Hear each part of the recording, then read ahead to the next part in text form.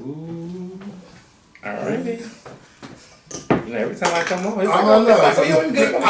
You know, it's a little bit. Listen, it's a pro hand. Every time I come, there's a bottle that can be popped. Yes. All right. Now that's how we're gonna. Why did I jump like that? Why did I jump like that? Yes. Oh, we about to get it started. Oh yes, we are. We got a lot to spill. Yes. A lot to spill. I'm so happy to be back. I'm so happy. It is always come right on time. It's always in the middle of some mess. Yes. I think the first time I came on, it was Justin Timberlake. That was in 2016. Yes, that was a long time ago. 7 years ago. Yes. And 7 is my lucky number. What's going on YouTube? It's Kevin and Mr. Ernest Owens. He is back on the Scorpion Show after maybe over a year and some months. And we gotta do an annual. Yes, I've been trying. Listen, last year I don't know what happened. Y'all know last year I wasn't really making videos like that. I wasn't trying to. I was just on my own thing. But again, we are back on this YouTube. Well, more so like on Patreon now. So if you have not subscribed to us on Patreon, please head on over. It's only $5 a month. And I want to say, I want to say thank you to, we have almost 500 members who have signed up on Patreon.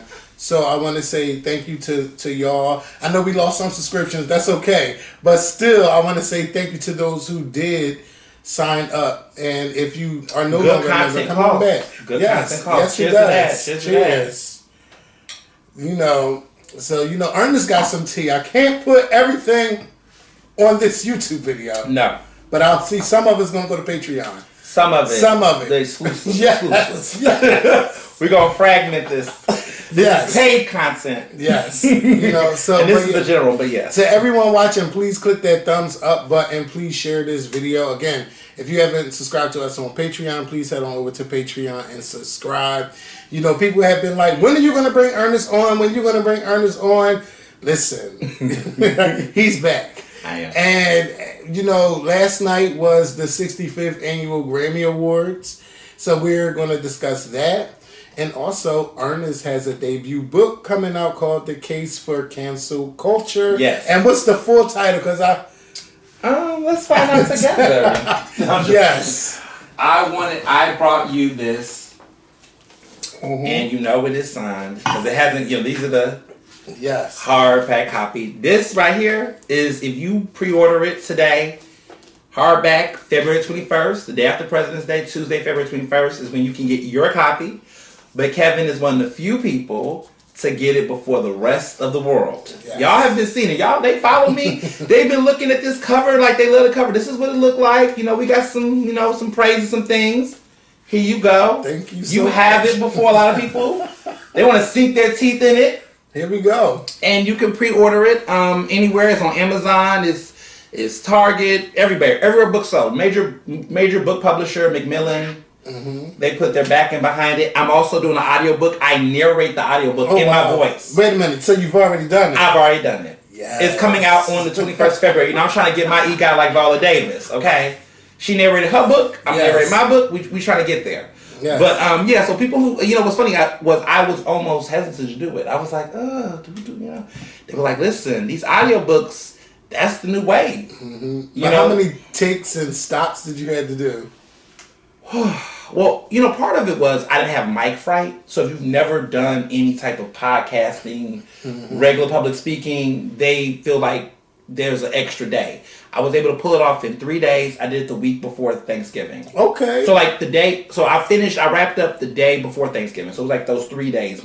It was Monday, Tuesday, and Wednesday. And then Thursday, it's fine. Thursday, was Thanksgiving, so I took a break. So I could eat, what could I do? I couldn't really eat that much solid foods. I did like pho, hot teas. I couldn't drink. I don't smoke anyway. I don't drink coffee. But those were all things I couldn't do. And it was from 10 to 4 each day. And I had a 30-minute lunch break in between. But it was nonstop. And so what was happening was I was in the soundproof studio by myself. I had my earphones. I had a laptop. And the audiobook director is on the other end through Zoom, basically hearing me read. Mm-hmm. And when things were going too fast, she would say, hey, can you say that again? Can you enunciate that better? In the beginning, I was getting a little annoyed. I was like, you know what? I think I'm really fine, thank you. Then we was getting into it about enunciation of words. Like, okay, have you ever used the word mischievous? Do you say mischievous or mischievous? Not mischievous. Okay, so we was doing tomato with that. Mischievous? Mischievous is what she was saying. Mischievous. I say mischievous. Yeah. But I'm saying it was like certain ways that we said certain words that was like, I think it was, I say pecan. It was like pecan. I was like, I don't say pecan. I say pecan. Yeah, I do say pecan. You say pecan? Yes. Okay, pecan twirl. No, I say pecan. But it's tomato, kind of. Right. So there was those moments where I was like, well, you know what? I'm going to just take creative liberty here. Yes. These are for black listeners. They know what I mean. Right. But no, she really was supportive of it. Did you really say pecan in this book? No, it was something that came up. Well, maybe I did.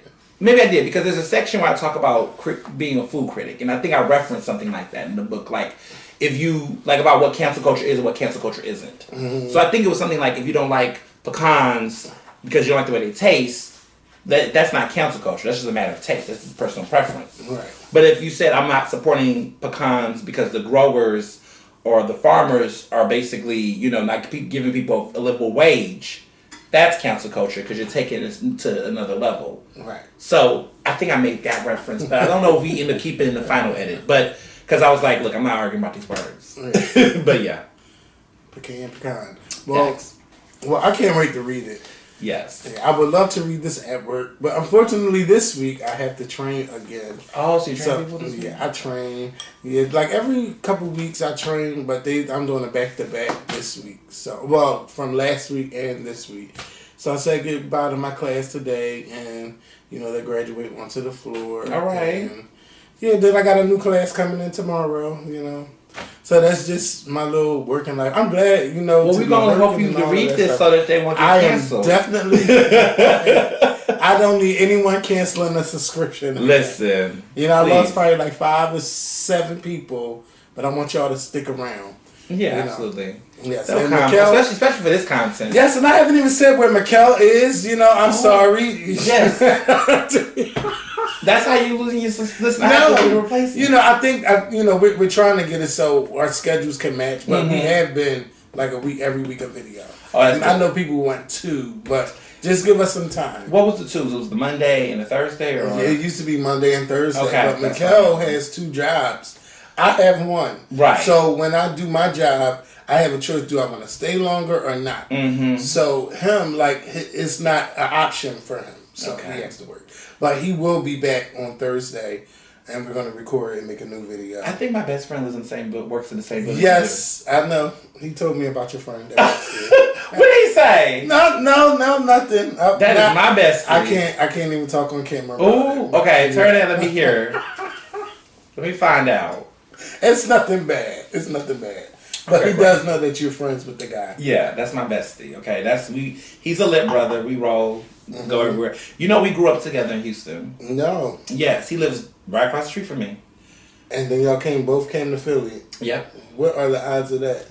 Just keeping up, and I think he wanted to leave Houston because Houston was Houston is a great city. Let me be clear. There's things that Philly can learn from it, but the one thing that you all have on lock is stuff goes a little bit faster. Mm-hmm. So if you want a slow life, settle down with a family, it's easy to get a house. I think they have better rates. People like to go to Atlanta to get property. I think Atlanta's imploding. I think everyone from Atlanta is now going to Houston. It's become the best kept secret. Oh, wow. We're the 4th largest city in America. And it always wasn't like that. I think Philly was like the 4th or 5th. It was the 5th. Time. Chicago, which is where I was born, was the 3rd. But I grew up in Houston. And then, New York and LA, of course, is the top. Respectively, but yeah, it's a different scene. But no, he loves Philly. We both love Philly. I came for college. He used to come see me while I was in college, and then after I graduated and he was done with his stuff, he's like, I want to transition. Yeah, and came back here and came and got it together. I think Philly is a good place for people that's like not trying to, that want to come to the East Coast, but don't want to deal with all the crazy, expensive life that New York comes. Like, New York slaps you in the face. DC is insanity. And then, I mean, Baltimore, no shade to Baltimore, but like, you know, it's like, that's not as exciting, you know. But Baltimore, listen, I'm doing a book tour in Baltimore. I'm trying to get a location. Yeah, don't say I got a national book tour. I love Baltimore. Listen, I have friends. Baltimore's. I love their accent, you know. When they nice. I mean, I've you never want a had mean nobody Baltimore from Baltimore accent? be mean to me. Oh, I've had a mean Baltimore accent. When they get mad and cursing you out, it's disgusting. They come out their mouth, they're like, they're talking to you really reckless. You're like, wow, you put a lot of in that word, a lot of itch in that. Like, you never want to be called a bitch by someone from Baltimore. Oh, wow. True story. If you got someone from Baltimore, listen. I don't want nobody to curse me out. Right. Know? I've been doing good, you know, with all the subscribers. That's I've been on the good side. Nobody had to come at me. That's right. It's okay to disagree, but I know when I do wrong, or if I say something wrong, like it's they come in droves at you, and I'm like, oh my God. Yeah. The price of fame. Right. So you went out to LA this weekend for the 65th annual Grammy Awards. First, tell us how this happened. I know you've been doing some articles, and didn't you do Rolling Stone? I've been writing for them, yes. All right. So did they get you out there, or no? Oh shit. I know some people from the Recording Academy. Mm-hmm. You know, technically I'm a recording artist now, not a singer, but in the audiobook world. But it's true. They count people that do spoken word, audiobook. And so, you know, I'm interested in, you know, being a part of the Recording Academy and getting more familiar with them. They have chapters all across the country. They have a Philadelphia chapter. Mm-hmm. They have a DC, Seattle, I believe, Nashville, LA, bunch of big cities. And, you know, I want to go there. You know, I do the work with Black journalists and all that. And I want to make a connection between media training for these up-and-coming artists. Because we've been talking, I hear a lot of your episodes talk about like how these artists don't have good teams, they don't have good marketing teams. Where's the promo? Where's the, you know, the A&R and all that stuff? Well, a lot of that was media training. So I think about some of the legends who was, you know, training people. I think of just a lot of folks that work with artists. I'm thinking of her name is Dion. She was married to Kenny Gamble. And she's based in Philly. And she, Deanna Williams, that's her name. She has done A&R for like Rihanna. Mm-hmm. She done stuff with K Michelle. She was on an episode of Love and Hip Hop where in the early episodes where she was getting K Michelle together, like saying, hey, this attitude you're doing, you're on the pathway, and look what happened. Mm-hmm. So she does that work, but the issue is that a lot of these artists out here now, they got talent, some of them, but they don't have any media training. They don't know how to do an interview. Like Chloe and Haley are like pros, but that's because somebody's working with them. You know, the Rock Nation team are getting all their girls together with media training. But a lot of these other artists have bad interviews. They say stuff they don't mean to say. They don't know or shouldn't say. And that's all media training, right? Like there's some people that just have it in them to understand how to do an interview, how to be polite. That's training. These people don't have it. So I think what I would like to see is, especially in a city like Philadelphia, more of these up-and-coming artists getting pro bono connections, networking opportunities. One, media being able to see these artists. We don't know where their shows are. Mm-hmm. Everybody's not getting the press releases. Like, I'll get the press releases, I'll get DMs, but the rest of these Black journalists in the city are not getting that access. So I'm trying to build, what I would like to do is build access for journalists to come to those events, see them, right? So they can give them press potentially. Also provide that media training, you know, collaboration. So I got a lot of ideas. But I went there to meet people, met some people, met a lot of people. So we met the people from the industry, then we met the people, the celebrities. So I was really there for the business. I mean, it was fun. I met some celebrities, that was fun. But I was really there to know who's, you know, the Recording Academy that voted. Right. Because when I called you, you remember I called you? You called me yesterday. I called him Sunday before the show and said, I have a feeling that Beyonce's not going to win, and I know why. Mm-hmm. Told you that. Yeah. Before the show. Like, and it happened just like I expected. Mm-hmm. It was sad. I was holding out. I was like, you know, she's going to get this record, which she did. She hit her lucky number 4. Yeah. You know, 4 is an important number in her life.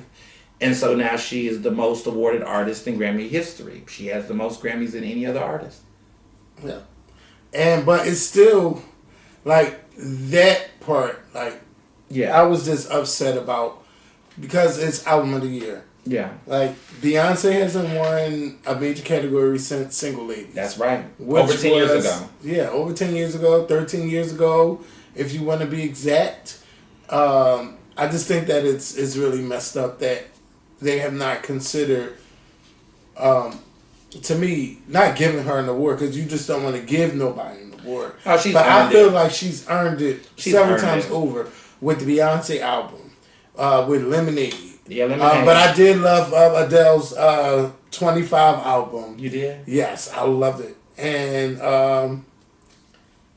her new album, Renaissance. I feel like definitely that was the with each album, Beyonce definitely pushes herself. Even with the Lion King, even though it's not my thing. The Gift was a very fun experimental art album. I think it's going to grow on a lot of people. I think it has. Mm-hmm. I think that album has really aged in a way that it's been incorporated. Now everybody's talking about Tim's and Afro beats and this sound. And granted, that music been out and WizKid did that work and Burna Boy. I'm not taking that from them, clearly not. But there has been it doesn't hurt to have a person like her co-sign it. Mm-hmm. It kind of reminds me with Drake, even though he was hijacking stuff for wrong reasons in his music. But Drake kind of pushed a certain type of sound in his own right in his music that even though he wasn't doing it great, mm-hmm. You could say Contrada was doing that dance music way better. But he kind of put it out there in a way that got people who wasn't even going to give it the slightest listen. I mean, Beyonce definitely did that with this house music energy, with the ballroom type of music. I mean, I'm seeing people say "cat cat cat." I'm like, do you even know where that came from? Yes, because that. Oh my God. Do you even know where that even came from? Like, do you even know what you're saying? And so I appreciate it. It's like it's that balance, right, between cultural appropriation and cultural appreciation. Do you like the music, but you don't like the people? You don't like any Butch Queens, but you love using the vernacular, right? You love the ballroom, like, yes, all of that. But then you see us do it, and you hate us for it. Mm-hmm. But when you do it, it's cute, it's catchy. Mm-hmm. Kind of like some of these artists that was winning Grammys last night. But I wasn't really mad at. A lot of people who won. I was happy for them. I think most of the people that won, like the love spread around. They played her face. They played in Beyonce's face, and they're going to keep doing it until she decides. Until she stops nominating herself. She could just say, "I have 30-something Grammys." She good. She got the most. She good. I'm okay. Like, she pushes herself. She as an artist, she definitely challenges herself. She did something different. She's a standard. Some people like this album. Some people love this album. Some people just like this. Just say it was too much homosexuality for them. But it still shouldn't be too much to give album of the year. I mean, look who won outside of her. You had Taylor Swift's second album. Winning. She's won 3 albums a year. And wasn't she nominated again? She was nominated for Song of the Year this year, but her new album, Midnights, is definitely going to get nominated next year. I mean, she sells records. Yeah. But they're giving it to her because they feel comfortable giving it to her. Facts. And I was looking at a Variety article, and they had like 5 people who are Grammy voters. Right, that's and they don't even listen to these albums. And one of them was like, "Oh, Beyonce won too many Grammys. Why even give this to her?" Like, they're not listening. So what is the point of even doing this? This is the silent majority. It's like the ridiculous. Way Trump supporters go, voters. They go, "Oh, we're going to smile on her face, and we're going to do the love. We love her. She's everything, and everyone loves her." And then privately, behind the back room, hating and casting that silent vote. That's what they did. That's what they did. I mean, and it's so weird because last year John Batiste won, so they try to play the whole. But a black woman, but we're not racist. But a black woman has never won in 20-something years. Yeah, Lauryn Hill was the last one. Yeah, and she wasn't even in the century. No, that's 99. And we ain't had no one win in the 2000s. Ain't that a long time? This was the first black woman to win since Whitney Houston in '94. Is that record of the year? Record of the year. First black woman to win since Whitney Houston in '94 for "I Will Always Love You." That's 29 years. Yeah, nearly 30 years ago. Wow. Yeah. So Beyonce never won record of the year, not even with. No, she's never won record of the year. She won song of the year for Single Ladies. That's it. Now she's been nominated in these categories: album, song, record, multiple times. I mean, I'm sure like Halo and stuff like that. Yeah, Halo was nominated for record of the year. It didn't win, but it did win best pop female vocal performance, which is rare. A lot of black women have not won that. Lizzo won that, She's won that. Toni Braxton won that. Whitney has won that several times. But it's not that many black women in music who have even won that category. I think Dionne Warwick was the first one to win that. Like, how many people have won in the pop, like, to win a pop category? For black women, that's even hard. You can count your fingers who's won. Mm-hmm. Even though black women like Rihanna has been totally killing the pop game. I mean, oh my God, you killed me with Rihanna. In the world that we live in, excuse me, you got that. You got Katy. Listen, I'm not saying Katy Perry has made the best music quality wise, but when you look at all of the hits that she's had, one would suffice. When you think about the best artists that we like, they don't really win that many Grammys. Whitney don't got that many. Whitney only has, what, 6 Grammys? Mariah about 5, something like that. Mm-hmm. Celine Dion, a couple. Mm-hmm. A lot of our faves. It was harder for them to back in the day. Janet too. Janet don't got that many. She has 5. About 5. They spread the love. Because you had Janet, you had Mariah, you had Whitney, you had a couple of the white girls that would pop up, with Celine. We ain't gonna sleep on Celine. Yeah. So that's one of my favorite I love singers. Celine Dion. I mean, I'm heartbroken. I went to see her in Vegas, yes. I'm heartbroken with what happened recently. That's so sad. Mm-hmm. When she made that video, it was sad to watch. The way she just stood there, I was like, what? And every time she had one issue that was stopping. And it's just like, her husband died, Renee. Mm-hmm. There's a lot going on. But like, her family passing away. It was a lot. And she has health issues now. I'm trying to think who else was out there giving the girls a run. Shania Twain. Yeah. Madonna. But she Madonna got that many Grammys though either. No. Mariah don't. Madonna about 4 or 5. Britney only got 1. Britney Spears. Mm-hmm. So the girls never got a couple. But they spread the love. To get one meant something. And when they won, they won. Right. And you couldn't even get mad. Back then you wasn't mad. You was like, look, so-and-so won this Grammy. She earned it. That was her year. That was her moment. Mariah won one. But now you got sweeps. People walking out with 6 Grammys 6 times in a row. Sweeps. Sweeps. I mean, Beyonce having 30 in the past recent years, that just shows you the lack of competition. Now, Money Long beat her in one of the R&B and I felt like that was, I love Virgo's Groove, but I felt like, Money Long definitely. Hours. Right. But there's a lot of times when I look at some of the previous Grammys that Beyonce's won, and this is, you go back and you just look at some of those categories, and people say, well, why this person never got a Grammy? Why this person? That's why. Because I've seen it happen with Rihanna with Anti. But Beyonce will no Grammys for Anti? She didn't even get a nomination. Who? Rihanna. When? For Anti. Well, Anti did not get Album of the Year nomination. I don't think it got nominations. Record of the Year. Oh, I thought it all the R&B categories. Kiss It Harder, which I thought she should have won. Kiss It Better. Yes. Well. I thought it was a good song, but she lost to Solange for Cranes. I think she didn't get no nomination. She got nominated. She just didn't get any wins. She went very. She went Grammys. Yeah, and that's okay. Rihanna has about 10, 11 She got a couple Grammys. of them now. Yeah, she got a few. But Beyonce is someone who throw her name in all the pots for a Grammy nomination or weird categories. Yes. Categories I never heard of. But I just feel like when it comes to that main category, they're just like, no, we're not going to give it to you. Denied. No matter how much you change your music, no matter how much you change your style, no matter who you empower, you could be the celeb for the celebs, and we're giving you nothing. After this album, there's nothing. Just make the music you want to make. I know this is the album that she wanted to make, but make whatever you want to make at this point. If you want to rap, girl, if you just want to do a rap album, that's what you want to play with it. Yeah, I play think with that her and her husband both got the most nominations. The door to album of the year, the door to record of the year, the door to song of the year is now closed. It's closed. And my Nene voice, it's closed. It's done. It's like y'all keep making Trevor Noah get all up in Beyonce's face. Oh, he was standing too hard. It's so uncomfortable. You get tour tickets, it's weird, and they think they slick.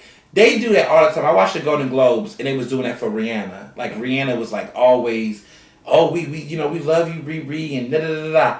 Now, we're going to see what this album's going to do, this Super Bowl. I hope we'll that see she on drops Sunday. that surprise album. That, hey. I've heard she wants to have her moment. It's her time. Well, It's her time. I'm a letter. The Renaissance for 6 years. The Renaissance era, I think, is not ending. The tour is coming, but there's a part of that promo. People were saying at the Recording Academy, some of the members I spoke to that was voters were saying that they just feel like she didn't sell it this time. Like, where were the visuals? There was no tour. But that I understand that, but that doesn't mean okay, we're not going to listen to the music. They keep moving the goal. They keep moving the goalposts.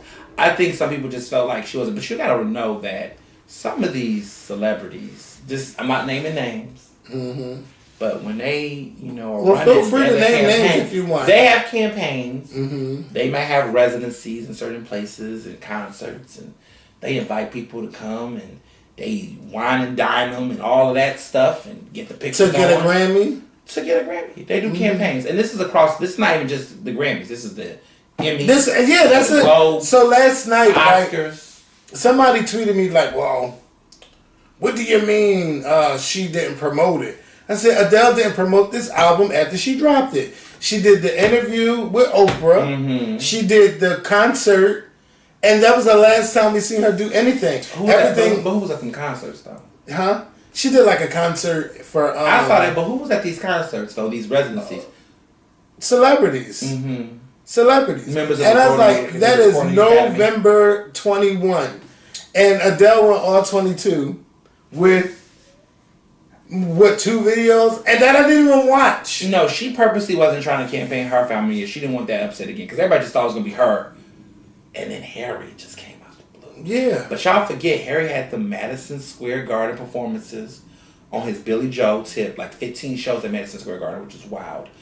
I don't see what's so fucking. I don't see what's the appeal with him, and I feel like his outfits are forced. Oh, it's like forced. I want you to watch me. Look at me. I'm in the glitter and all of this, and I want to wear and I want to dress feminine, and I want to make you think. I want to give you something to talk about. It's queer baiting, and they get mad when I say that, but that's what it is. But also too, he's trying to do the David Bowie thing.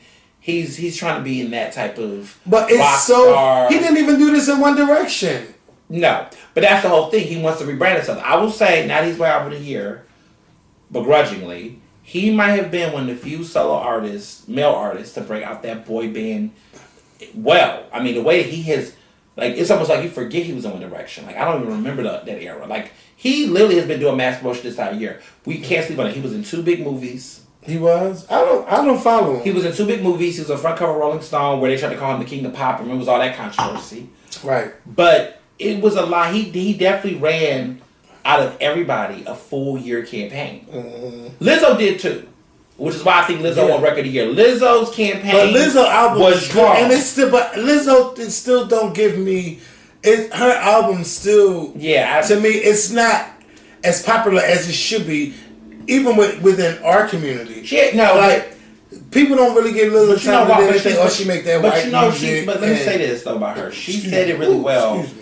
That, after Prince's passing, she wanted to make positive music. Yeah. So the problem is that her sound and with the kind of vocal she has, you want, I think, what Jasmine Sullivan is giving, right? You want emotions and pain and joy. Yeah, well, and so a lot of her music kind of feels a little too innocuous. It's that Bruno Mars energy where it's very good, feel good vibes. But tell me you didn't feel it last night when she sang her song. Oh yes, that gospel list. Yes, like I felt that through the TV. No, that was. I felt I was in the room. Feel it. Yes, everybody was like, okay. Yes, and the choir was singing. I was like, last night as the show overall, the ratings went up. It was hot. It was? Yes, 12 million people watched. The biggest they've had in like years. And I didn't even think they promoted it enough. I'm like, well, who knows if the Grammys come on Sunday? Oh, no. What they did this year, in my opinion, I don't know for a fact, but I think they did a real shadow campaign of putting out Innuendo out on social media and interwebs to get people hyped. Also, they had some big A-listers there. Yeah. And I think The Rock, you had J-Lo, you had the Trinity, you had Taylor Swift, Lizzo, Adele, Beyonce, Jay-Z, none of them performed except for Lizzo. But that was the whole hype. The whole hype was, will these people perform? But you thought with all but they needed to perform. They should have, but clearly they didn't need to with all that. And Kendrick didn't perform neither. They didn't invite Kendrick to perform. And he had an album of the year. I mean, well, he had an album of the year nomination. Yeah. And Mary J. Blige, oh my God, I felt so sorry for her. Yeah, because that was right after her win, and they put that right after that. I felt like that was. So where I was saying when Beyonce had that win, right, mentally I was processing that she just made history. Then they go right to Mary J. Blige. They always play the girls. They did that same thing with Britney. Like they had Britney's tribute to VMAs that time, and then Beyonce came and just stole the show. Then they played her again. Beyonce had performed the VMAs, and then Britney came and did her one little performance. That was. But I feel like it's just like they always. Mary's spirit just seemed off to me. In general, or just that night? I don't know. Maybe she felt uncomfortable with what she was wearing on the red carpet. It just felt like something was off. Like, I love Good Morning Gorgeous. Yeah, the album. She made us try to feel something. But it was just like, girl, what is really going on? You know there's certain artists that's super sensitive.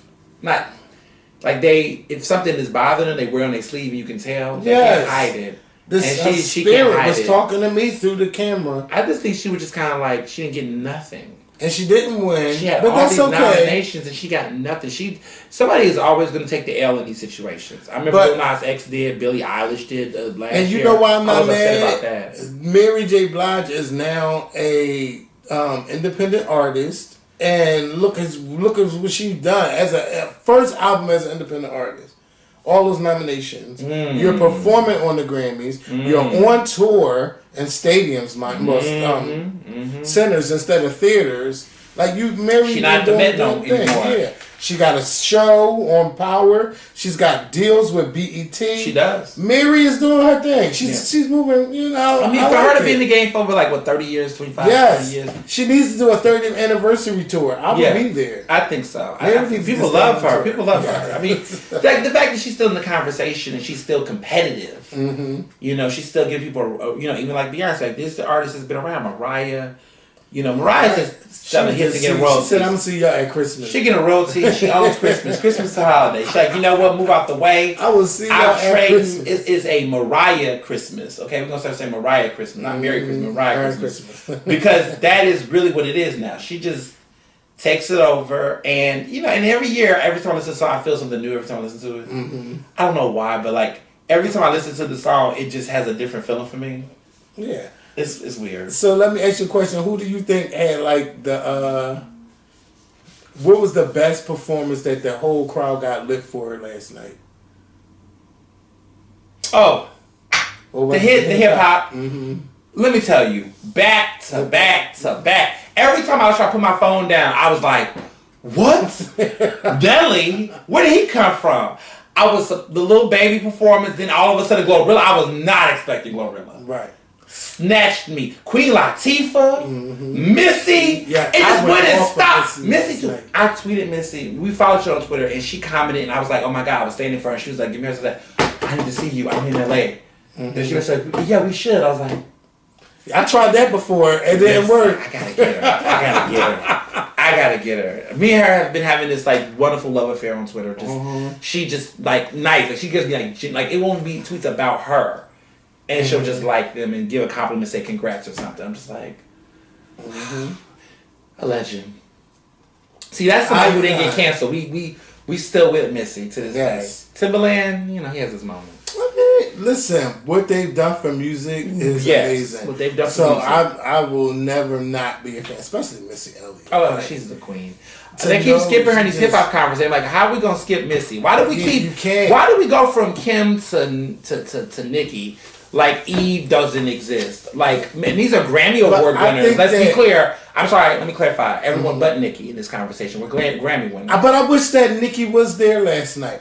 I think she should have been there. Lil' Kim was in LA. Why didn't she perform? Oh, she was definitely. Listen, Lil' Kim was definitely in LA. Saw her at a couple of events. She was definitely out getting her rose. I mean, she was at the Rock Nation brunch. She was at. So did you see her like at the brunch, or you just like? I did not see her. I did not go to the brunch where the people were. Yes. Okay, give them. Okay, I'm going to talk hypothetically. Yes. Because you know. You can. So there was somebody I know who went to. Somebody I know. Okay. They went to a certain event that served really no food, just drinks. They really didn't see food. Was this the brunch? Yes, so I heard. So I mean, you got all these expensive outfits. I don't think you want to eat. Well, that's true. But if you're gonna call it a brunch, you're gonna have to have food.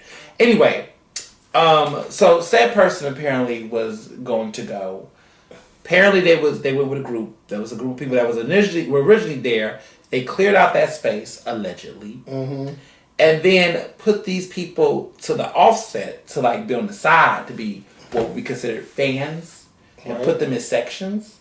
Down, not in the main, but and then all the celebrities kept walking in and making appearances and going up to the party. And that was the actual brunch. The party itself. There were people, this is what I could say, that were really upset about not being included in that Rock Nation brunch. Wow. What I will tell you is that there were some collaborators on Renaissance album. One of the big ones was Nova Wave, who I met at the Grammys. Took pictures with sweet women, wonderful women. They just wrote I think they said 8 songs, got like 3 nominations. They were like really big collaborators on this album. A couple other people were collaborators on Renaissance album, like multiple Grammy nominations. So the brunch, they thought, okay, well, there had been no coordination with these collaborators and Beyonce's team throughout the entire Grammy weekend. So there's all these little parties and events. None of them was brought in. So none of the writers were and the collaborators was invited to the brunch. Okay. They weren't invited to any of these other events and things. And let me just say what I was about to say. As a result, they create their own party. Okay. Had their own Renaissance party. I went to that party. It was cute. A couple of great journalists were there. Really good black journalists were there. Known ones that y'all have seen out in about. They were there. Some other influencers were there, but that party was very lit. So they just like, okay, Beyonce's not inviting us, so we're gonna throw our own party. Yeah. But okay, it was a lot of people that worked on that album. I'm not gonna throw shade. So that's what I'm saying. No. Let me say this about this. There were certain people that had a heavier hand in the process than some, right? So you might have, like, for example, Move Out the Way, Grace Jones. She like one song, right? Mm-hmm. But I'm not talking about features. I'm talking about there was a collaborative core group. Yeah, there was a collaborative core group of people who were a part of this process. Mm-hmm. And, like, these people were, like, throughout all her songs. Like, if you go and look at her album credit, there are, like, about maybe 6-7 people that are consistently throughout that album. And they wasn't invited to the brunch, and they feel some type of way. I won't say that they... It's the Rock Nation brunch. It's not the Beyonce Renaissance brunch. I mean, it wasn't about them. I can't believe I'm defending Beyonce in this. I can't believe that you were saying this. But they still... The Rock Nation brunch is the Beyonce brunch. Let's be very clear. It's the Beyonce Jay-Z brunch. Jay-Z gets to bring whoever the hell he wants. Right. And she should bring whoever the hell she wants. I just feel like it's... They need to... No, they were there. That was your place. You wrote on the album. You gotta thank you. I'm not disagreeing with that. Well, I'm not disagreeing with that. Let me just be clear. I'm not disagreeing with that. I'm defending this a little bit. I just felt like the way that some of this went down, it just could have been executed a little bit. I don't know. If I was in... I don't know. If I was in the shoe, right? To me, the Rock Nation brunch is clearly, which is interesting, it's weird. Because there are people like Reginae and her man was there. Why? Mm-hmm. You could have gave that up. But that's Lil Wayne's daughter. Okay, so if Lil Wayne's daughter can come, you can't get my lead. Well, did they ask them to get an invite? Who is in charge of the invites? Ooh, Yvette, please let me know. I want to know. I mean... Listen, I don't think that just because you worked on Beyonce's album don't mean, okay, I got to go to the Rock Nation brunch. Let's be clear. I'm going to say this. I'm going to say this respectfully. I'm going to say this and be respectful. Now, Beyonce did a Renaissance party Hold on. did not invite them. Hold on, let me say this. Okay. Let me say this. Right, Mikhail? All I'm going to say is, about. if you are Beyonce, right, you have the power to do what you want to do. Right. And I think, I'm just going to say what I would have done. Listen, I'm just going to talk about what I would have done. Can I just say what I would have done real quick? Yes. Let me just say what I would have done. When I'm a billionaire, and I have lots of experience, and these are the people that rocked hard with me through this process. I'm talking about the core. I'm not talking about everybody and their mama. You missing this. These are the people that work to help get this album, to get those nominations. And they rocking and share these nominations with you. And this is your big weekend. And it's also a big weekend for them as up-and-coming black artists and creators. This is a breakthrough for them. They're producing you hits. Now, no shades to Chloe and Haley. They definitely have done great work. Holly and Chloe. The reality is that you need to have, they've done some things, but these are people that's on your core team, that's building up your brand, building up your stuff. I just feel like it wouldn't have hurt for them to be a part of the mix. I saw people at that brunch. I was looking at video. I'm like, who the hell is that? Who the hell is that? Who the hell is that? And at the end of the day, what I would have done. Did they get paid, Ernest? They did, but that's not. Did they get a credit? Oh, I'm not denying that. I'm just saying that if you are in that position, I feel like knowing the work, I don't know, I would have probably had a Renaissance reception. And I would have said, okay, in the midst of all these Grammy Award nights and all this stuff, let me do something for the team. This album has the most nominations at the Grammys. Everybody is coming to LA. People are flying down there for this weekend. This is probably one of the few times I can get all these people together like this. Let's have a moment. I don't know. I would have done differently. You know why I'm saying this? Because my book right now, I am having a private reception for that scene. My editors, my publicists, my book agent, my speaking engagement, my audio director. Yeah, I'm kind of nervous about being there because I'm like, I don't know none of these people. No, some other media people gonna be there. It's my family, it's 150 people coming. But, like Rock Nation Brunch. But I have to make sure they're on that list too. I have to make sure that they are there. In addition to all of my friends and folks you definitely know in media, Paige Jackson and I doing the Fireside Chat Legends Only. But you got to have some of your people, those people there. Because in that room, when you acknowledging people, like I plan to with that my party, be like, hey, I want to acknowledge these people in the credits. Now, she did do that in her Instagram post. I did see that. I thought that was dope. That was a very nice gesture. Beyonce, when she did those 3 Grammys. Last night, she talked about how she tied the record. It was weird because she didn't do the 4. She only did 3. It was kind of weird how that Maybe at the time it was 3 and then at that point it was 3.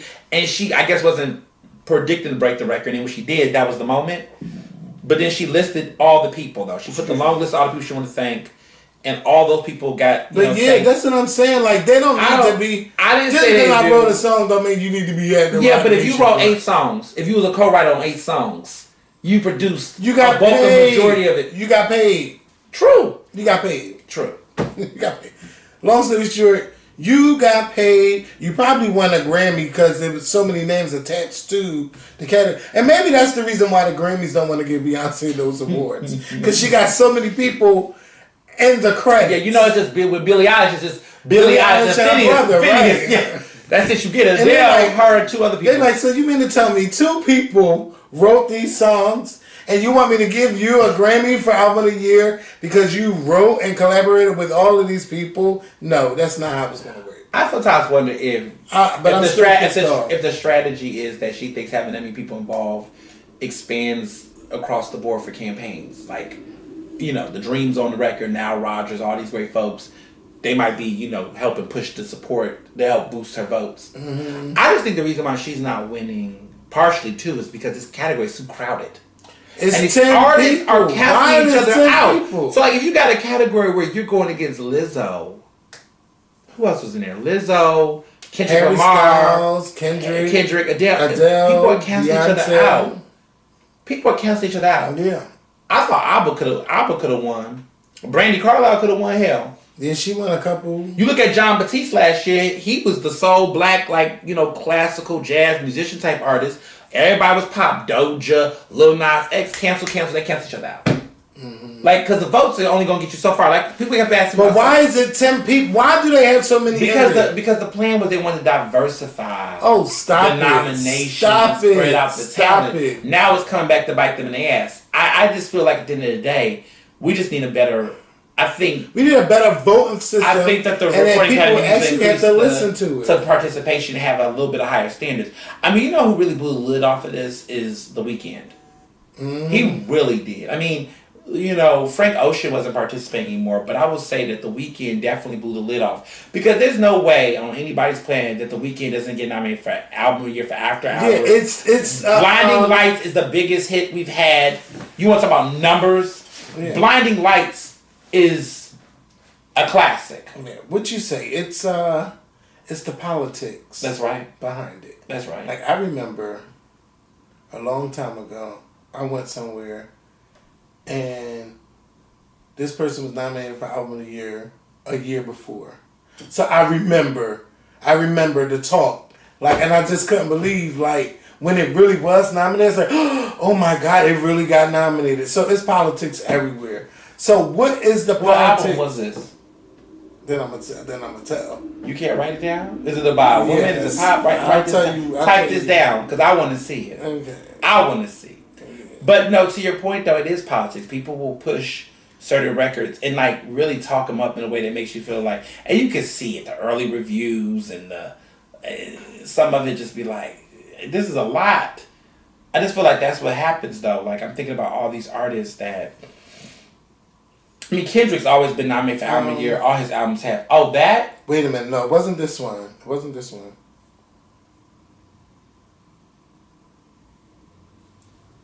The second one?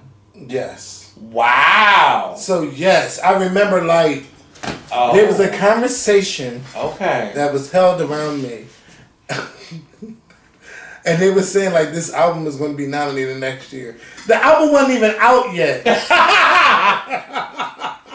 Well, we got. It wasn't even out, and I said, I don't think I've ever told y'all. I've never told nobody this, but yes. Oh wow. Yes.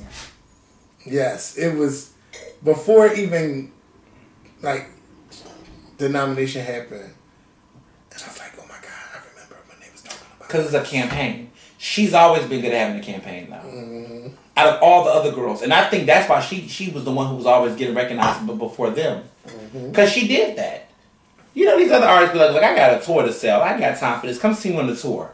But you know, sometimes you got to debate who you want to be. I think Beyonce, despite this Album of the Year snub, is one of the few artists that's been able to maintain both.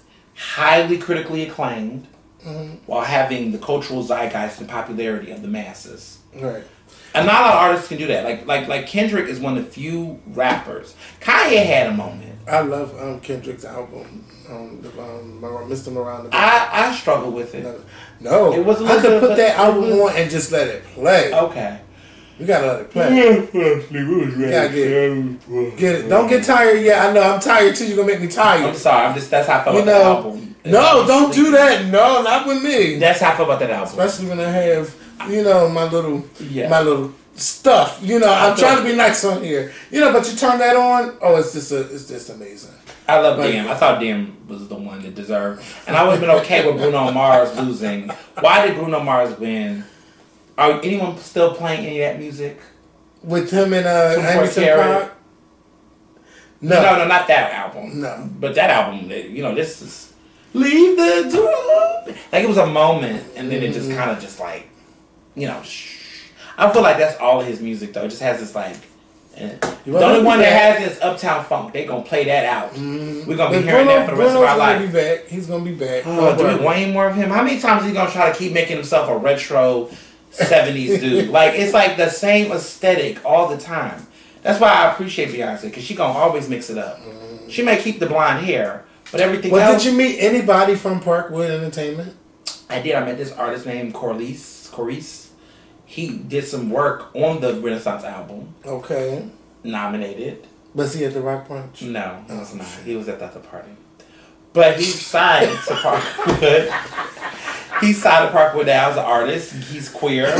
He's, very talented. He got the look like he wants to really be in the business. Yeah. So I'm happy for him.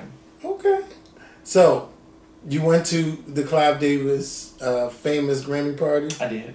How was it? Chaotic. Who was the star? Chaotic. Chaotic in a good way or a bad way? Could you keep up with the celebs? I did. Okay. I did. And you know what's crazy? I spent more time outside the party than inside the party. Wow. Because it was so much pandemonium. Like, first of all, I have to get myself together. Because there was some shit. There's some things that just... You know, I wrestled with Quavo. Not physically, but emotionally, I wrestled with Quavo throughout the whole weekend.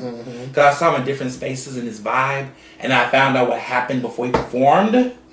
That he prevented Offset from performing. That is disgusting. Yeah.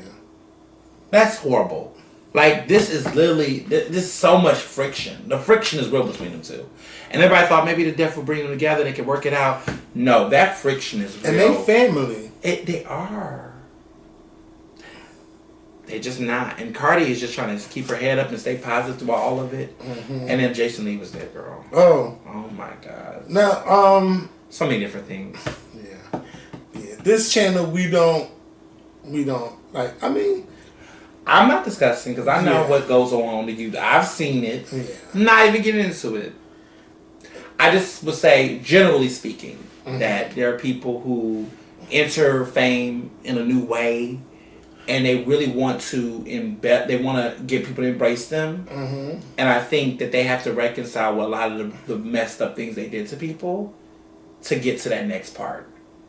Because I think seeing them at the event, it was very clear that certain people were trying to avoid them like a plague. Yeah, because I've seen the videos. Okay. Yeah, I've seen the videos. It was some lots of swerving. And it was weird because of celebrity, right? You're seeing all these celebrities get entourage and people running from them. This person was standing around and like nobody was really talking to them. And I feel like they wanted to latch on to like certain celebrities because the next day I saw them at the Grammys, they was with Amber Rose. And I got a picture of Amber Rose because you know she's Philly. Yeah. But she was with him, like they was walking together at the Grammys. I was like, he's gonna need proximity to some of these people to try to do image repair. But you need to work on yourself. You need to be like, look, some of the things I did was messed up. The one thing for me that was just weird was the Rashida situation. Where Rashida's son outing, they was trying to out the son. About the video? A video. And so they was going to put the video out? Oh, wow. That's what it came, all of that. And I just was like, that's a child. That's a minor. That's... Wow. People can Google that and Twitter. And listen, it was... when it happened, but just that, and then also just admitting at times about blackmailing celebrities and all that, that's just not okay. And then took my video, they little, unlocked site, took my video. From the Grammys? Took it and ran it on their site, on their Instagram, and people was tagging me like, yo, what's up with this? And I was like, yeah, no one asked for my permission, no one's gonna cite me, you're gonna cite the Beehive group, like you don't know what that original source of that video was? That kind of stuff. So it's a lot of that bad behavior that's like you need to, keep it 100, be an adult, be mature. And maybe if you did that, people wouldn't be treating you like that. Because I kind of feel, I don't feel all the way bad for them, but I do feel like, dang, that sucks. But it's like you created that situation. Look, I know there's people in this city that don't like me, politicians and people don't. Yes. And I know they, listen, but that's me doing my job. Wait a minute. Ooh, because. Yes, Helen Gilman. Yes. I seen the post. Wow. And you got her together and then she was like, I apologize. Yes. So you're like, what side of the fence are you going to be on? Are you going to be against them or are you going to be with them? That's right. Which one? Pick a side and stay there. So, for background, for people who don't know what happened, Helen Gim is running for Philadelphia mayor. And, like, for people from Philly know this already, the Union League is an old club, private club. Been around longer than we were born. Our parents were born. Our parents before that, 1800s. Old money. Old money is at the Union League. Ballers. Old ballers. Like, so old that when you tap them, dust comes out, but so do a bunch of money. Okay, old money be there. And they have a history of racism and discrimination and being, very elitist. I mean, that's just what they are. They are the up-to-do They're like really snobs. And so they decided they wanted to give Ron DeSantis, who's the governor of Florida, that conservative, the one who's banning AP African American AP courses, Don't Say Gay bill, the one that's supposed to run for president. People are like thinking he's going to be the next Trump. I keep telling people he's smarter than Trump and more poised than Trump. And that's the ones you should work out for. Don't worry about the dummies. You need to be focused on Ron DeSantis because this guy is smart and sharp, but he is very problematic. So he got an award and got honored after the They gave him the Abraham Lincoln Award. I didn't even know they gave out awards. Child, that's the lifestyle. That's a different lifestyle. Yeah, but I was saying that people from city everybody came up there and had a protest outside, grinding him up. So Helen Gim, So Ron DeSantis really was in Philly? He came to Philly, walked up them steps, went City Hall? The Union League. Where is it? Right across the street. It's that big old with them steps? Yes, with the steps. Oh! That's the Union League. That's the Union League. Wow. Oh yeah. Okay. You know what I'm talking about? Yes, it's right there on Broad Street. Right there. You walk straight down, see her, right down Broad. Wow. That is the Union League. The infamous Union League. Money up there. Money is up on these steps. You're on that balcony, you looking down at the people like, hello, plebeians. Right. That's what it's giving. I've been there a couple of times in the past. There were certain events they had that I was invited to. I was not a member. Never been a member. But I was invited to some events inside. He came to Philly to accept that award. He is, a whole stunt. Protesters outside. The people brought him up there. He looked over and then walked his ass right in there. Got his award, took his pictures, everything. So it was a hot mess, for sure. But she wrote that Philadelphia has no place for hate, and that the bigotry and the homophobia of DeSantis just dragging the Union League. Everybody's like, "All right, Helen, go off," because she's a progressive. Right. Next week, she posted. Someone sends me. I won't disclose my source, but someone who was there sent me a photo of her there at one of the events. It was an event that was being held there, and she was there. I was like, I'm confused. How are you there right after? So I did Ernest got her together. I just said, "This is you?" And she's like, "It was a mistake." I said, "This ain't no goddamn mistake." How's it a mistake? Did they blow you in the room? Like, did you? I mean, you had to walk up. I mean, every step you walk, you should have reflected and thinking to yourself, "Is this the route I want to go?" You had lots of time between you got in that door to when you was on the street. Every step you walked, did you not think every step you was walking that you was walking into hypocrisy? And that you was backpedaling your ass into something you shouldn't have no business doing? Yeah. So that happened. Then we did the Jeff Brown thing with Michelle Obama had. Yes, now I knew I saw the commercial, and the whole commercial was Michelle Obama talking. Yeah. And I'm like, did he really get her endorsement? It's like, now you pandering to us. We heard. He wanted. I ain't never heard of Jeff Brown until I'm like, but when I seen his commercials, first thing that went through my mind is he got money because his commercials are on early. It was freaking December, and I'm seeing videos about you running for mayor early, and May 16th. The primary into May. Yeah, so you doing? Oh, bitch, he got money. Oh, Island Dime. They're the only ones I see on TV with commercials. That's right. Everybody else is out here from. I think that the black guy, I wouldn't mind. Derek Green. I wouldn't mind. I like him. I would not mind. I think that we need a black man running this city. Someone who is not afraid to stand up to what's going on in this city. Now, I'm not saying it's him. Okay. But there's multiple black men running. It's him. But him, Brown. That's the one that stands out. Yeah, because he was on city council, so he already has a history in city council at large. So I do. I mean, people like him. I don't have a preference. I'm covering everybody, so I don't have a preference. I'm just covering everybody. Do you have a preference? You say you don't, but do you have a preference? What is it about him? Come on, you might have people from Philly. Clearly he don't have any commercials out like Jeff Brown and Island Dime. He ain't got no money. Well, no. He had some money, but he don't have He ain't got money like them. He does not. This is true. These people got. Island Dime has $5 million in the race, and it's come out of his pocket. Yeah. And Island Dime got your kids in these commercials saying to vote for him. And I'm like, do they get the parents' permission for these commercials? You have to sign consent forms. Wow. They have to sign consent forms. Like, they actually have to sign consent forms that the kids be released. They knew they scripts. Now, the one thing I say, this might be a little bit petty. But when I watched that with the kids, I said, why the black boy doing all the service worker type of roles? And they had the white girls doing like the doctors and the professional, and they had him like, janitor.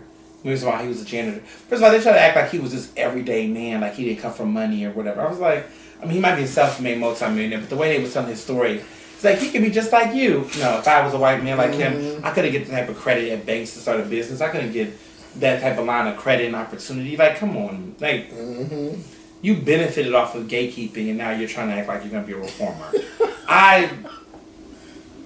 Well, I'm talking too much. But, like, I just think some of these hypocrisies need to be addressed. And again, they're going to be on debates and forums. I know. Will you be invited by NBC 10 this year? No. I'm actually. Are you banned? Not anymore. Oh, okay. The building I'm having my. Oh yeah. I know. You see now? Yes. Yeah. So that was. But wait a minute. When I say like, are you banned? Like, were you banned? Because the mayor was upset. I was. But all the. I can say that now. I can say that now. First of all, let me back up because the story has been told so many times. It's been 4 years. We now in the fourth. We in a new election cycle. So now I can tell the story. And I said if people talked about it more, I would tell you. So this is the part that people don't understand. I was invited because I don't think I've ever said this on air. It's the first time I'm telling this story, so some tea is being spilled. Yes. Okay.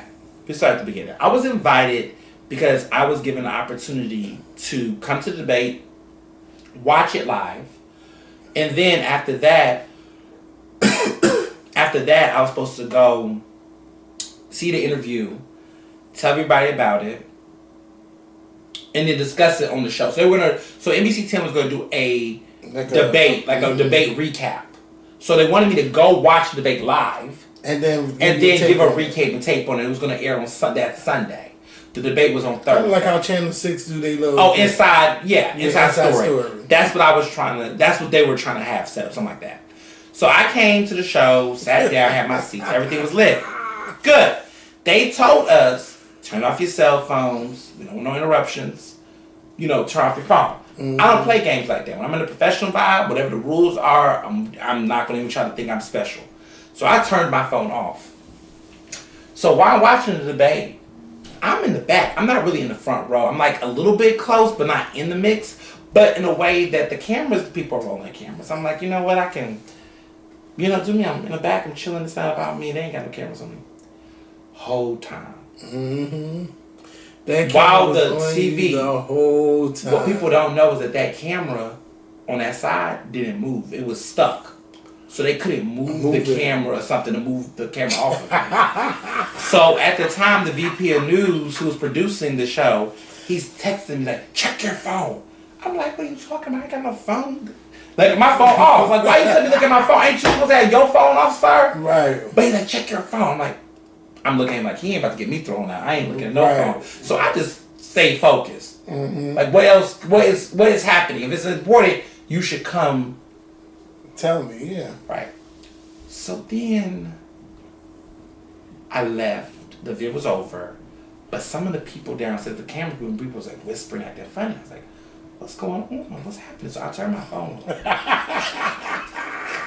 I done went viral.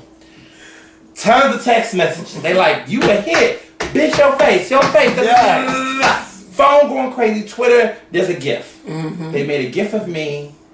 And the GIF is iconic. I love the GIF. I still use it sometimes. But the GIF was of me and these expressions.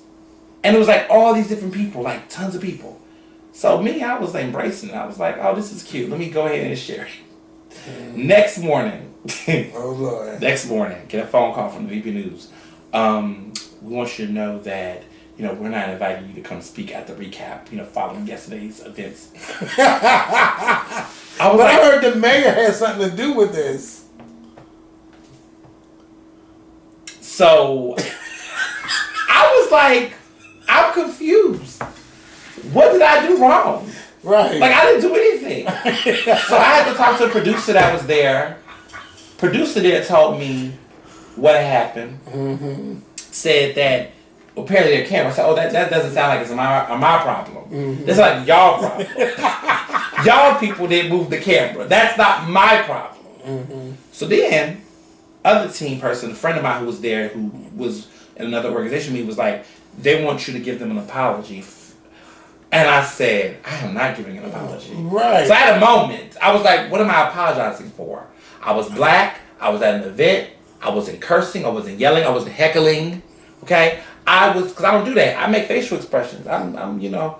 So I ain't got to yell out and do all that. That's not my style. I'll give you face, but I'm not going to give you a case. So that was the issue. So they were like looking at me like, oh my goodness, like you know, like they want you to give an apology. I said, what am I giving an apology for? I'm just trying to understand what I'm apologizing for. Well, because you know, you distracted the viewers from the show. I said, well, at least y'all know they watching it. Because how do you know they watching local news? How do we know? Right. I said, that's good that people actually watch. You should be happy that helped the ratings go up. I don't know. Yeah. But they was like, I said I wasn't apologizing. Because I wasn't going to. Like, I feel like, what am I apologizing for? And I just felt like that's right. It's not weird. Your fault that the camera got stuck on you because of the way they wanted me to apologize. Like, it was a weird way that they wanted me to. It felt like the apology wasn't for them. It was for the powers that be. And I was like, who am I apologizing to? Right. Like, who's asking for this apology? And who was asking for that apology? Was Jim Kenney. And I was not doing that. I'm a journalist. Not going to sit up and do that. Well, yeah, why would you? And I did not vote for him. No, me neither. Nope. Because I just was like, that to me was the weirdest thing ever. Like, I'm being penalized because, one, I was a normal person at that event. Okay, I'm Have you seen him after? Oh, I've seen him several times. Does he speak? Does he? He gets red. He avoids me like a plague. If he could say, if words, he probably be not the man. Oh, absolutely. If his thoughts, his mouth got him in trouble enough times, right? Yeah. Listen. I come in. No interaction. We are literally counting down the days. Yeah. What do you think about when he made those comments this past summer about him can't wait and no longer be the mayor? Not surprised. Because everybody knows him. It's been that way. Everybody knows that way. I don't know why he ran for re-election. Yeah. You should just give it to Williams. Yeah. You should just give it to Anthony Williams. You didn't have to do this again. Yeah, I like Anthony Williams. Yeah, he seems like a family guy. I think he's decent. He's decent. You know, out of a lot of them, he's been around for a long time. People can say whatever, but he's got longevity, and he's been able to stay out of trouble compared to some of these people. Okay? Like that one that represents South Philly? So how you feel about him and his wife getting off? That's good. Good for the kids. You know, they got 2 young kids that I think need their parents. I just really hope, and I've said this. He seems like a nice guy. No, he is a nice guy. He's very charming. My husband worked for him years ago, and, you know, we're all good. But one of the things that I will say is that I just know that when people get in these legal troubles like that, you know, they do the whole, I want to thank my Lord and Savior, Jesus Christ. They get all religious. The churches come out, putting their hands on them, all the pictures and all that. and like, to me, it's like, okay, 2 things with that. Are you keeping that faith? Are you going to use that faith to make yourself a better person for people? Are you going to do better? Or is this just a stunt? A stunt? You know, you're just doing it for the moment. And then after that, you're playing victim. You're blaming somebody else. You're doing something else. So that's one thing for me. But the real thing that I said to him in general is like, you know, take some responsibility. Because when I looked at that case, his stuff wasn't together. There was just certain things he shouldn't have been doing, which led him to this point. And he was able to beat them twice, though. Twice. I mean, they didn't have... The issue is that a lot of what they were proposing in the court was to be implied. So you added up but you don't have the actual... Yeah, it was like, they had... Okay, so it's like, we got these pieces. So this and this and this can equal this. Like a Sudoku puzzle. Like, you think these numbers work, and then you start realizing, oh, snap, there's another low number. This is not working. This box can't be filled with these numbers.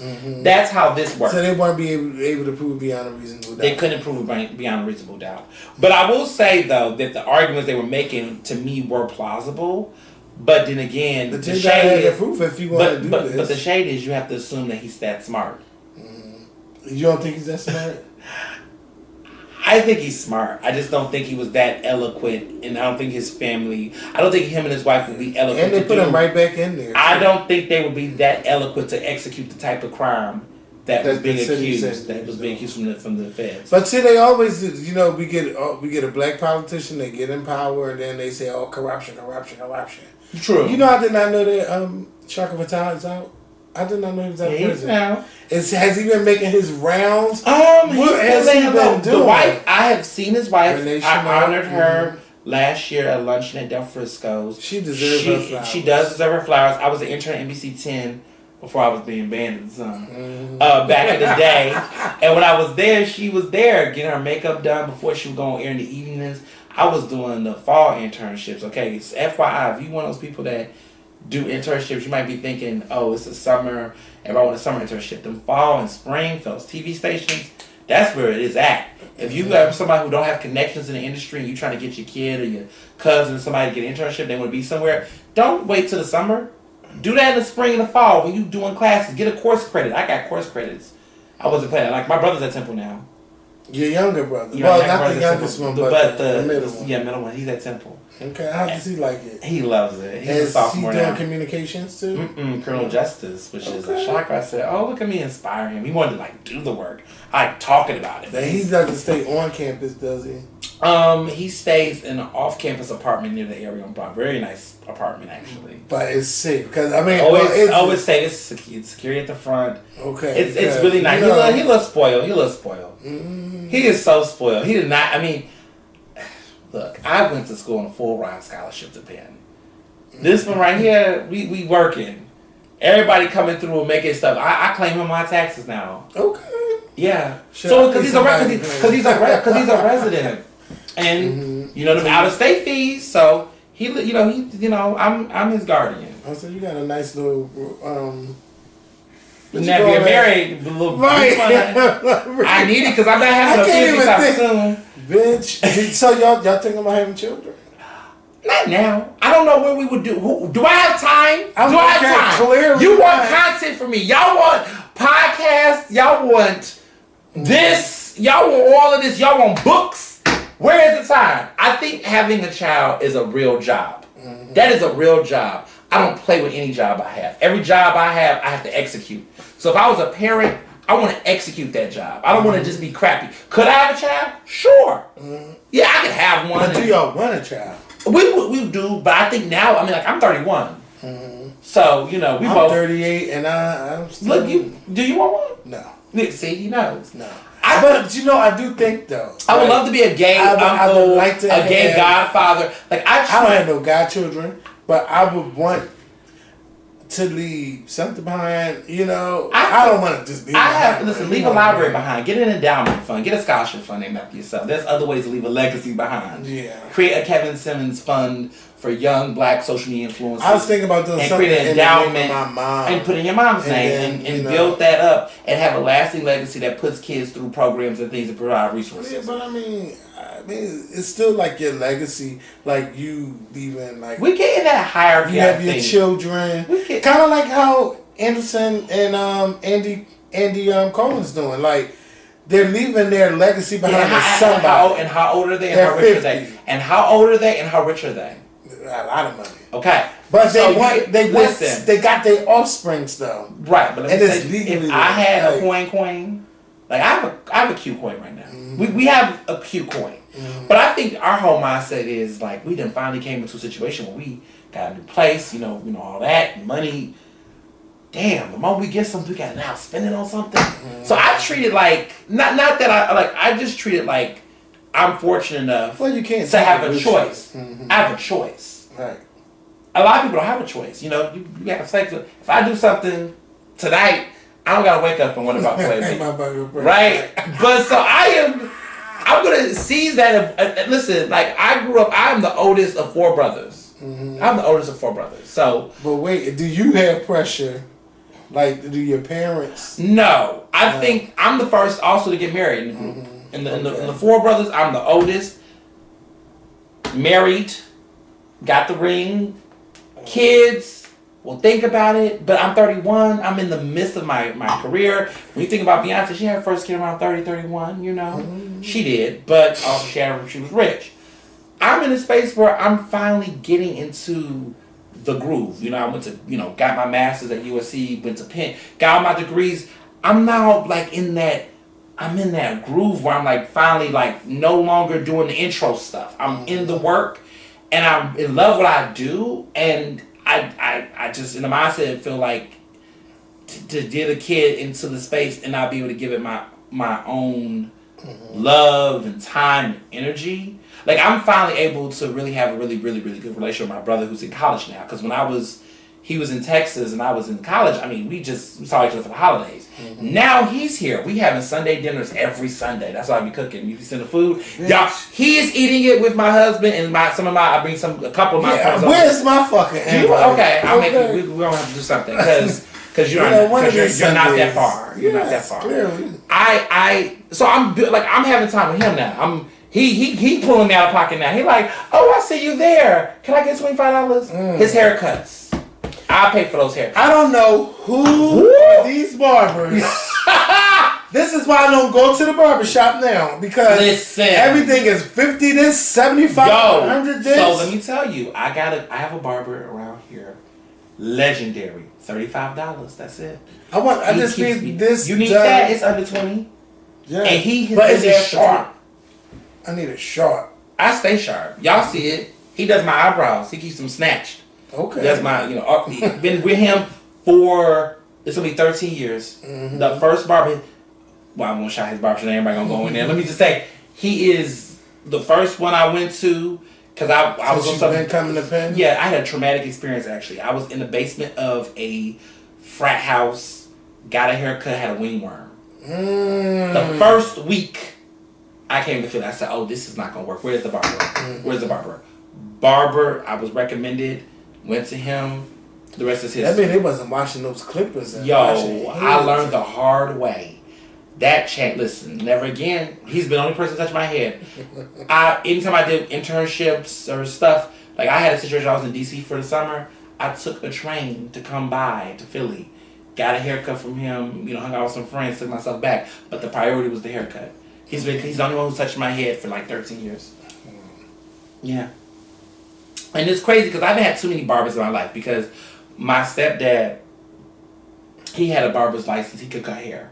So I was like, my mom lucked out. Like, look, he can cut hair. He's handsome, by the way. Oh, yeah.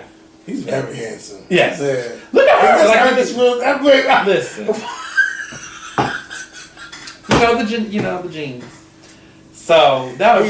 He's very handsome. Yes, Southern man. Damn you. But it's really great. It's a great group. It's a great circle of people where I feel like I'm being the big brother to my little brother and my little brother. So I'm like, I have kids in the picture. My own kids, don't even who gonna fight? It's no rush. I almost called you Albert. It's no rush, Ernest. It's no rush. No rush. No rush. They want it though. You know what I tell people how I feel about kids? This is what I'm doing. So a long time I got a friend with a nice house in Old City. She had a really big dog, like a Dalmatian dog, like it had spots. And Mr. Johnson, this is why I call my husband on my podcast, Mr. Johnson. I'm always like, he's like, oh, he said, hey, grew up with dogs. I never grew up with dogs, never had a pet in my house, had a fish, but I could never get invested in dogs or pets or cats or things like that. So he was like, oh, she wanted us to dog watch. I said, okay, we could do that for a weekend. We did it for a weekend. We was all up and down Penn's Landing looking all cute. The ice cream, the Franklin Fountain with the dog walking in. It was a cute weekend. I said, now you got your dog energy out. We got this little situation out. Okay, we'll do it again in 3 months or whatever. So mentally, I feel like I would love to be a good old gay uncle, a godfather, something. Have the kid over, play family, spoil the kid to death for a weekend and send them right back. Because after 2 days, that's when they start getting it. After 2 days. I don't do that crying and stuff. Once you start crying, you gotta go. Not when I'm not the reason. Well, you gotta go back to your mom. Right. Here you go. 2 days. I've realized that 2 days has always been the special number. They get excited the first day, and they get a little tired. You said we going to weird Six Flags. The second day is the day you ball out on them, and they just like wow. And then that third day, like if you keep them longer, they get a little antsy. They start to get they get beside themselves. They start feeling like, I can just walk in the fridge and get what I want. He don't mind because I asked him for something all day, and because I asked, I said sure. Then they don't have to feel like they have to ask him one. They just say, oh, well, I know he's gonna say the answer is yes. Well, you still have to ask. Right. Always got to. Look at me get old. Ain't nothing wrong. But no, so I would like to be a good gunkle. I think they call me gunkle or something. That's the first time I said. And if I do, I will adopt But adoptions are interesting. You know, I would say they need to be at a potty. Like if I adopt, I don't want them to be too old. So yeah, I'm about to say, habits. do you want a certain age? I want it from birth? I need them potty trained. They would have to be under 2 digits. So they could not be 10 or 11 or 12. They would have to be 9 or under. And I think potty trained and that, I want them to be able to talk or something. I'm going to say between the ages of 5 and 9. 5 to 9 is my range. Ooh, I do not like that smell. I'm sorry. Yeah, but 5 to 9. That's what I would like. The age. 5 to 9. The kid needs That's to be not 5 to bad. 9. That's not bad. Yeah, I need them to be between 5 to 9. I feel like once they get to 10, 11, they don't learn some habits and seen some things. It's hard for me to yeah, and the reading level, you know, might be, you know, but you know, yeah. But I support people that adopt kids. I know people. I have friends who have been adopted and their journeys and their experiences are very different. You gotta pour me at least. Oh yes, of course. I'm enjoying myself. Listen. I'm happy you are. Look, every time I come here, I have to bring a bottle of something special. So you know, something you can't get everywhere. So Ernest, who loves to hate you in Philly right now? Like they can't stand you, but they know you are really good at what you do. White progressives. They can't take me.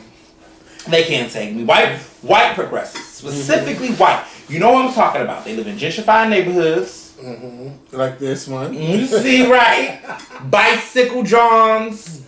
Buying their stuff at Mariposa. Mm-hmm. Everything from Mariposa. The girls don't know nothing about I think it's I would never.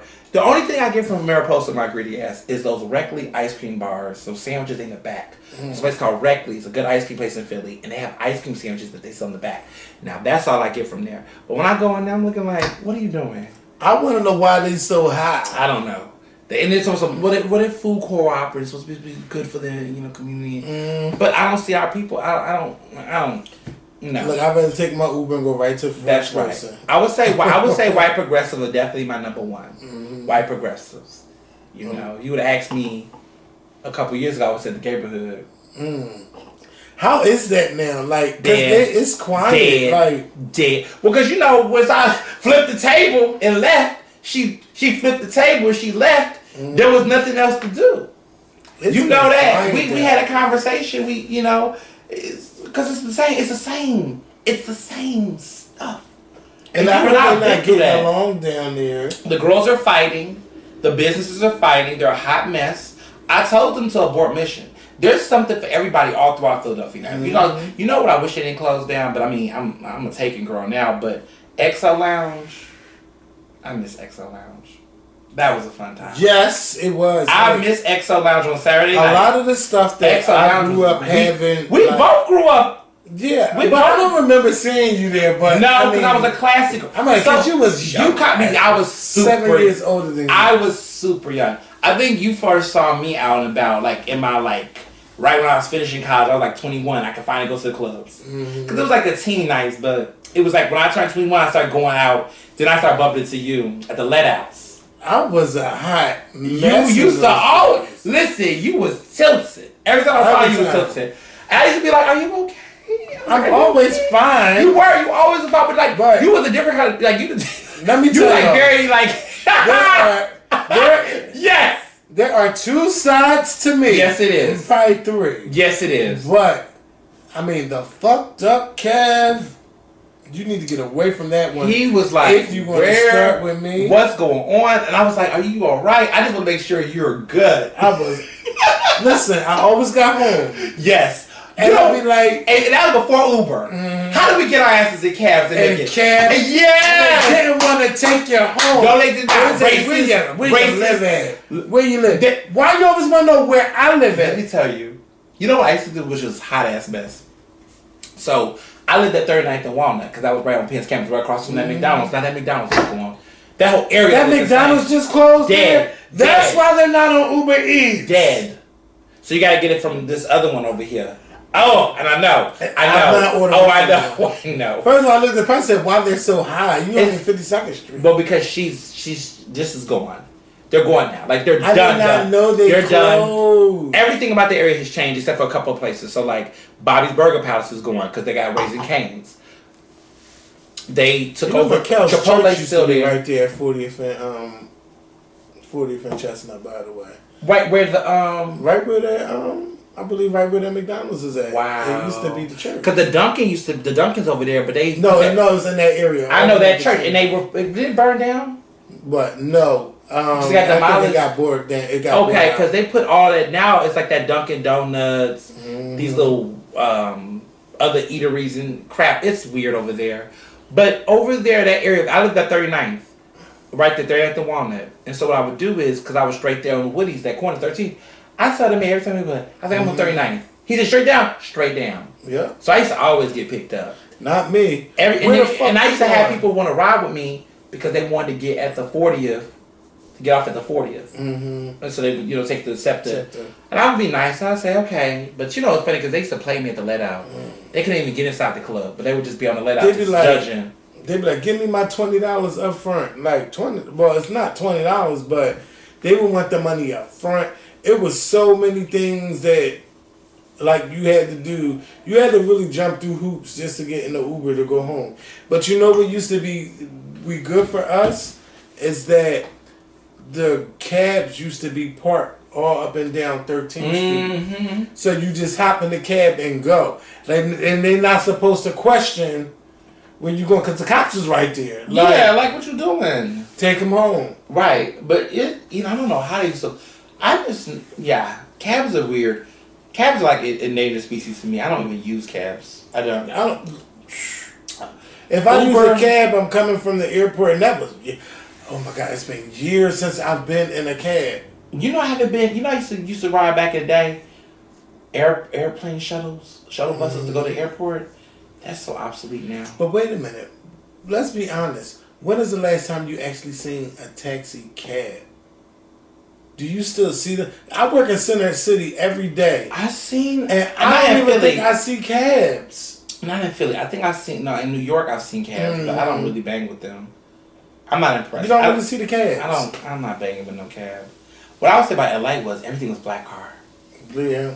LA was just. You don't know who's in them black cars. I love that. I love the door opening. Listen, I had a time last night. But wait a minute. Yes. So tell us.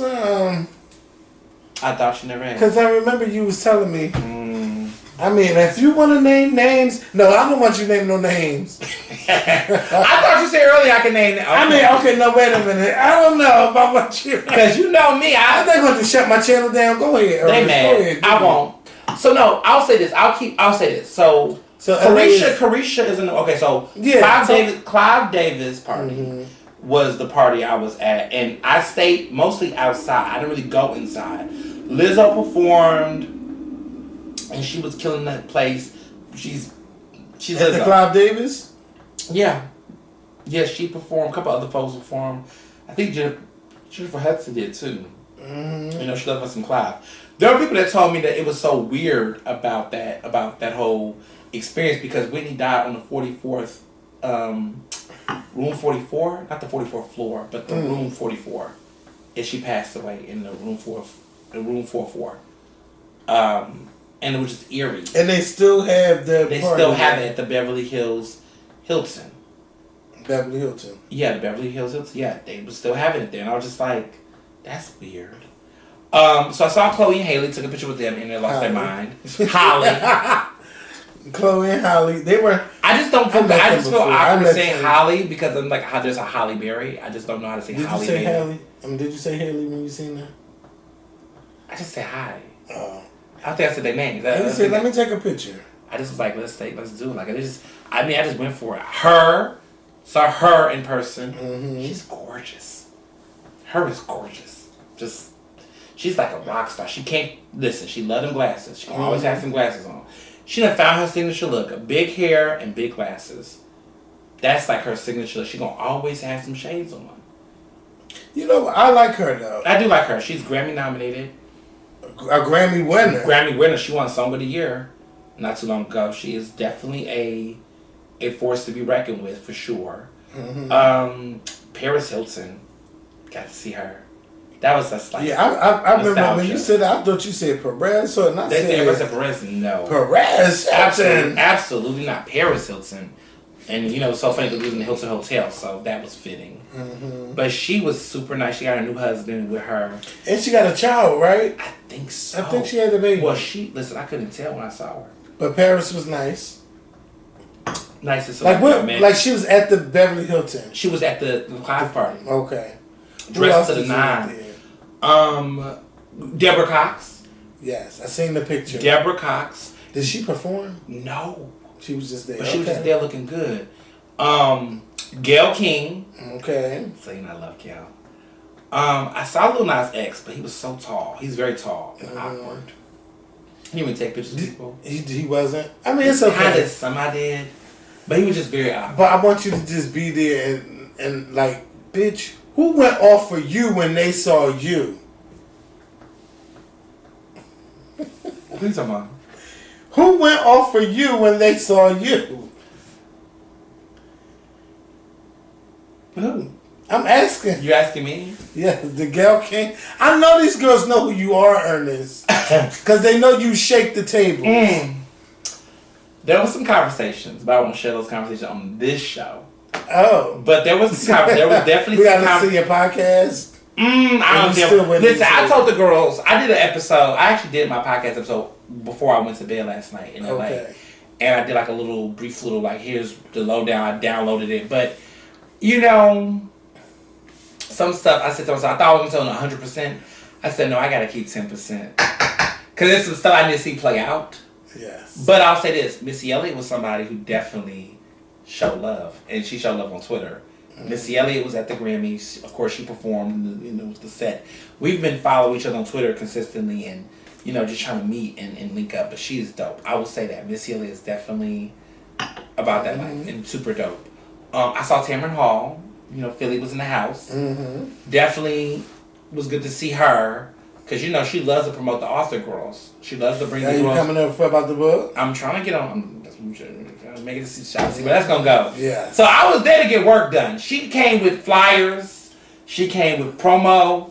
I was working around the room. Had an experience with Cardi B. Couldn't get a picture with her because it was so much pandemonium. But, me and her have been sweet amongst each other. Her with her man, though, he is so, he's not Offset? Yeah, Offset. He's not a jerk. I just think he's very protective of her. So he was just very, pushy a little bit. I was just like... What are you trying to tell you to hurry up and say what you got? He's just trying to get... Well, I was trying... it was too much going on. I felt bad, because I feel like she's the type of person, when she was by herself, she would definitely take pictures of people. But because of everybody around her, everybody was like, go, go, go. So it was a lot of that going on. Avril Lavigne came through. She was nice. She was real nice. She was signing autographs. Why you had to go and make things so Listen, Avril Lavigne is that girl, okay? She was there. JC Chavez from NSYNC was there, the better NSYNC singer. Which this is at the Clive Davis thing. All Clive Davis night. This was all these people. Smokey Robinson, Verdine from Earth, Wind & Fire, with a super, super young girl that I thought was his daughter, but was not. She was gotta be mid-20s. Papa was. He might be her uncle. Huh? He might be her. No, I don't think so. Maybe her uncle. Smokey Robinson. Listen, I feel like Britney Spears and girlfriend. When she's on Ryan Seacrest. Yes. It's girlfriend. She's not my guy, girlfriend. You never know. Listen, they're from a different era. Oh my God, I thought he was. They're from a different era. Who else? I'm thinking. Smokey Robinson, but he didn't take pictures. Tom Hanks disappointed me. He was there? I thought Yes, with Rita Wilson, his wife. Yeah. She's gorgeous. It was weird because he was very clearly you're walking into a crowd where everybody knows who you are. And you're playing it you don't want to deal with paparazzi and camera. But I'm then why didn't you walk through here? Because there's some celebrities that slid. Oh, it was other ways. Lotto. There was another side that the big stars. I was like, wait, they didn't come through here. How did they get in the building, right? And it's clear those who like the attention. Because when I got out the car, people was like, ooh, you dressed up to the nines. You must be somebody. I was just walking in stride like I was, just walk straight out with my shades on. You know. How did you get an invite to Clive Davis?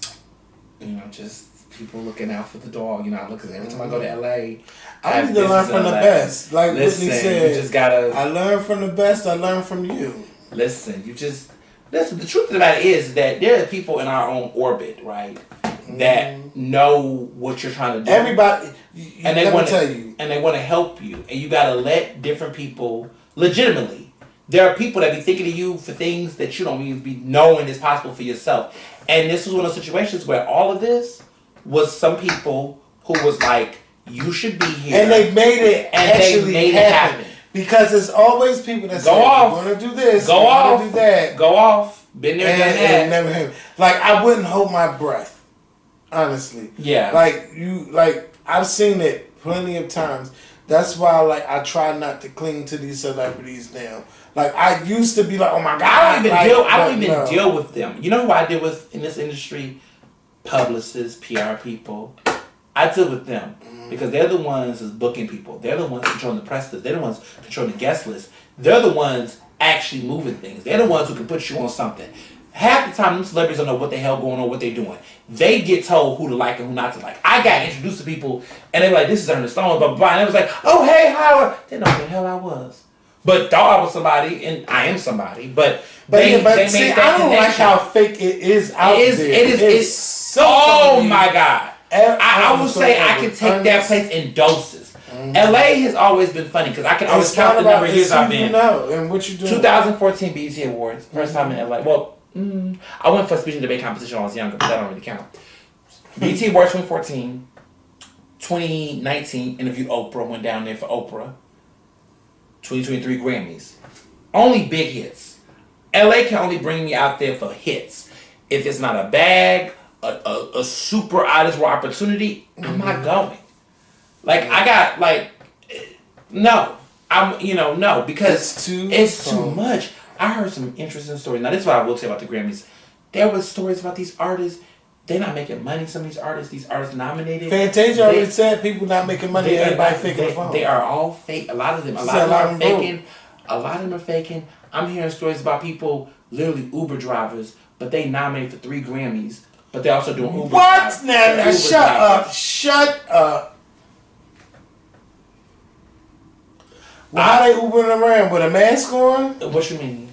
Or they Grammy nominees. They're Grammy nominees. But not the singers. No, not the singers. Well, no, but other people involved. Mm-hmm. But what I was learning about the industry is they were saying like, okay, you can be a songwriter or this, and people just assume money. But this streaming stuff has really streaming ain't no money in streaming. There's no money. So these artists, these background singers, producers, songwriters, listen, the stories I heard about how they had to get to the Grammys, like they're nominated, right? But when they get here, they got to do their own hotels, they got to do their own stuff, budgets, and then they try to compete to look good. You got aunties and people coming to do the hair and people doing because they're trying to compete in that space. Now me, listen, I was simple. My mother styled my outfits. She knew what I should wear. She said, look, this is what we wearing, this is what we doing. Did it, got out the way.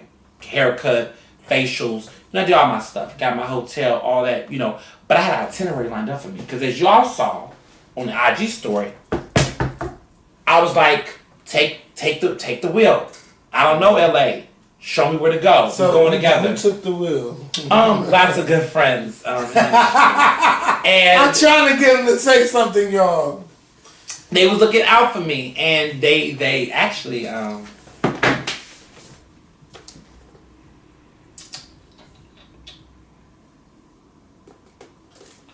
So they're a member of the Recording Academy. Very nice. Been on their shows, did some stuff with them and podcasts and stuff, and just was like, you need to be here. And other people made those connections and party after party after party after party. Just nonstop. And it was a good opportunity to network. But I say all this to say that a lot of my success comes from everyday people like you. That just think of stuff for me, or sometimes people send you stuff and you're just like, oh my God, I'm gonna go to this because it's just a waste of my time. But you get a person that's like, look, I know somebody that knows somebody, and they'll think of you for things that you just never thought was possible. And someone was like, hit me up in December, was like, hey, what are you doing in February? My book, that's what I'm doing. No, before that, no, what is it? Would you like to go to the Grammys? Excuse me. Told me what needed to be done, paperwork, all that, blah, blah, blah, did it all. Went. Had a good time. Had one of the craziest weekends of my life. Yeah. Definitely top 5. Now, there was a story you was telling me about one of these rappers and they,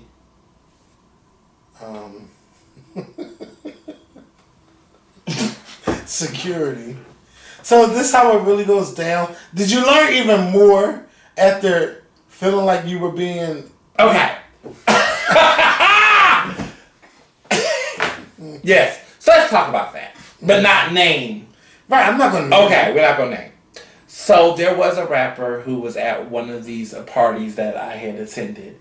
The bodyguard needed... I was with my friend. We was there. Both of us are queer. We're, very much black and gay and proud. Mm-hmm. So we definitely was... We was dressed to the 9, okay? Mm-hmm. It was Versace and Friends. Liberace and Friends, I would describe it as. Our fashion was just to the 9. We wasn't hiding anything, But then again, in LA, you could do... You know who I saw? Okay, sidebar. Speaking of, LA dudes being straight could dress like that. Guess who I saw at a party, after party at the Grammys? A1 from Love and Hip Hop. I'm sorry. Lyrica's ex-husband. Okay, yeah. He was there. Okay. Yeah. so I'm like, who? You know what? Because I know who it is now. Yeah. But they're divorced now. But he don't have those anymore. Oh. Does he look better without them? Yeah. Okay. I was like, hi. I'm a fan. I just didn't know what to say. Mm-hmm. He was very nice, very social, very chill. He's produces a lot of people's records and stuff. K. Michelle, Chris Brown, a lot of people. I was like, he was nice. Who else was there? Anyway, back to this. I digress. So we were at this party, sitting down, chilling. We had our chargers. Listen, we all had Telfars or Chanels, and we was just like, look, I got my big one right here. So we carried cell phone chargers, portables. Mm-hmm. You had to keep up. It was... Ooh, wait. Did you get any gifts? All right, go back to the story. I definitely did get a gift. Okay. One gift that I'm going to cherish for the rest of I'm going to keep that thing. I'll get to that. Oh my God. Okay. So he was there. We was charging our phones because it was super late. And we was eating. We was like, you know what? We out here eating. We trying to drink. We didn't want to go into the other party because sometimes it's still COVID. There's still a pandemic. Mm-hmm. It is still a pandemic, people. Get vaccinated. Get your booster. We was dealing with that where we was like, look, some of these people around here, because we saw Busta Rhymes. Mm-hmm. He wasn't the nicest? Nah, he was alright. He just loud. He's big and tall. And loud. Just the energy with him. He's one time when he talk, he's spitting everywhere. He's just but he's also very anti-vax. So he, acts funny about masks. I don't know. I was just I don't want to. He not vax? I don't know if he is, but I feel like he was talking. Y'all remember this where he was talking about masks and being critical about I want to see your face and they're trying to cover our face and this. And I was just like, why are you having so much of that energy? It's just weird to me. It's when he was saying this previously. I don't know. Maybe he's vaxxed now. I don't know. But it's just... He should be. I hope he is. But I just was like, let me watch out. Because some of these... Hollywood is weird. Holly weird. For real. So you don't know what people be... So some of them events, I wasn't really trying to eat and touch and drink and... if it was bottled. I was just very mindful because I've heard stories. I look, when the server came out with the tray, mm-hmm. I was getting them when she was serving them. Right. But that left open food, them drinks on the table, the champagne, that's a recipe for disaster. And they was out there drinking what's left over. Yeah. Hungry. I look, she got a little class. Mm-hmm. she got to give a little bit. She got to give. I'm trying to not be pretentious, but I'm like, y'all. It's too many hands. Mm-hmm. Is this chalk on this table?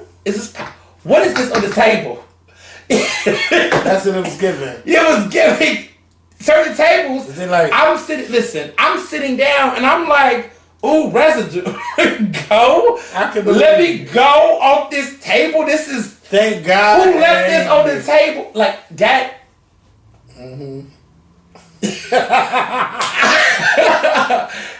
If you thought if you see the movie Babylon, this is Babylon times 10. The shit is when you're really there, when you're really in the room. It is wild. These people are some of the most insecure people I've ever met. Hyper conscious. One person who I won't name, but these people 50-something photos, the same picture, posing. Some of y'all might be doing that in your own lives. Posing. The same picture. Same picture. Like, oh my God, let me do this because I look fat. Let me hold it like this. And no curves. No curves. No curves. Well, she looks like she needs to. But was very much like that the whole time. And I was like, you're okay. Like, why are you doing this? You're so beautiful. Like, what the fuck? Because there's always one bitch that'll get you from an angle. Oh my God. That'd be the one that go viral. Yeah. But there was a lot of that going on. A lot of that. And, you know, I guess because I was cute, they want me to take the picture. So, you know, I'm thinking I'm going to take one or two pictures. You would have thought I was a fucking photographer. I'm like, well, then I need to go with you to your after party so we can keep this going. Right. Fell into a situation where I was going to after party I was accessorized. Was you going to the after party or you was going to the other after party? I was going to an after party and I was like, oh. Did you have to tell anybody I'm married? I mean, this stayed on the whole time. Okay. And some of them don't care. They don't. They don't. They didn't care. We'll go up to you and look at it and say, oh, this is nice. And then still pursue. Wow. Very, very. At the end of the day, it is my marriage. So I always look at it like it's my responsibility. It's my obligation. I commit to those vows. You do what you want to do, but I'm not doing it with you. I think the problem with some people is they'll be like, oh, I'm supposed to do something. Nah, that's not how it works, homie. Well, no, you know what you're doing. You know what you're doing, what you want to do. If you want to do it, you do what you want to do. If that's what I'm trying to do, that's what I'm trying to do. I've made it a point that I've never, when the words of Nicki, I never fucked Ray, I never fucked Ray. I've never been that person. I will never be that person. I just never like the mix. Like my husband does, you know, he's in communication. He's in the government political side of it all. I'm not mixing. I just never was a fan of that. Even before we dated, I was like, I would never date another journalist. I would never be. But why not? Oh, hell no. Oh, no. Oh, my God. Oh, no. Because I like, what's that, Jeanette Reyes and her husband? Oh, that's cute. Yes, it really is. That's cute, but that's you know, maybe because they're older and they did it when they were comfortable. When you young, wait. What? You gonna type something for me? No. Go ahead. Go ahead. Oh my God, his face. ABC just fired them. Okay. Hookups happen all the time. I didn't find anything fascinating about this. But since TJ Holmes... Yes, I met him several times. He's so fine. I remember, he looks better in person than he does. Yes. He's a nice man, very nice. I won't take that from him. I'm very disappointed in him, though. Come on! I'm disappointed. Okay, honestly. That's why you don't do that. That's the stories that's coming out, though. But I get that, but this is what I'm gonna say. They're all consensual. It's not like he had the door like Matt Lauer and all of that stuff. I hear that, but my issue is that it's a distraction. But y'all grown. Y'all know what y'all doing. Okay, but it's a distraction. And most companies don't allow you to be fraternizing with your coworkers because it's a drama that happens. Because at the end of the day, while he was doing those things, he wasn't transparent to the partners involved, the feelings get involved, emotions. I mean, mind you, this man was married, but they didn't care. So it's a different. I know how to separate my heart from my parts. You can, but look who he was messing with though. Yeah. So there you have it. So you get what you get. Because if it was something a little different, right? She had something to lose. She wasn't gonna jeopardize it for him. Right. He knows what he ain't gonna jeopardize. Mm-hmm. But clearly somebody can afford to be vulnerable in that situation. And that's why. Mm-hmm. Yeah. So that's why. But that's the reason. That's the textbook example. Because at the end of the day, in those situations, it's always us that's gonna take those larger falls. But what? And also, if they told ABC, yeah, this is our we're together. Yeah, you need to let people know. Wasn't that the situation with the other guy, Morning Joe and them? Yeah, because Mika and Joe, they on TV. But they made it very clear. People knew what it was. It was what it was. But, you know... And they left their spouses to be with each other. They wanted to be with each other. That was love. But all I'm saying is that you just don't sleep where you eat. That was something that was big to me. I'm not... Don't eat where you shit? That too. I'm just not going to do anything like that. Just don't find it appealing. It always ends messy. When I hear stories of friends of mine who've done that, it just always is messy. I vicariously lived through some of my friends' experiences in this department where I'm just like, I did not have that experience myself, but I see enough of my friends go through certain stuff. I'm just like, nah.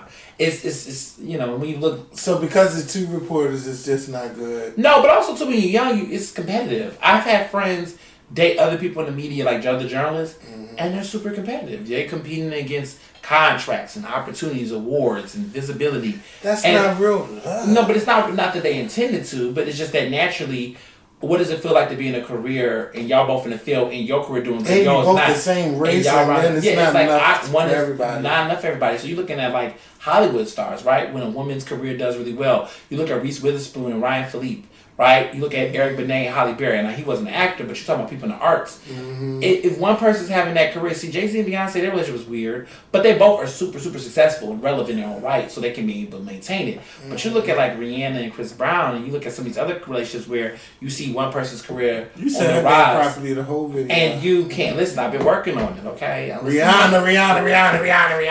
It's Rihanna. I know. Rihanna. We're going to work on it.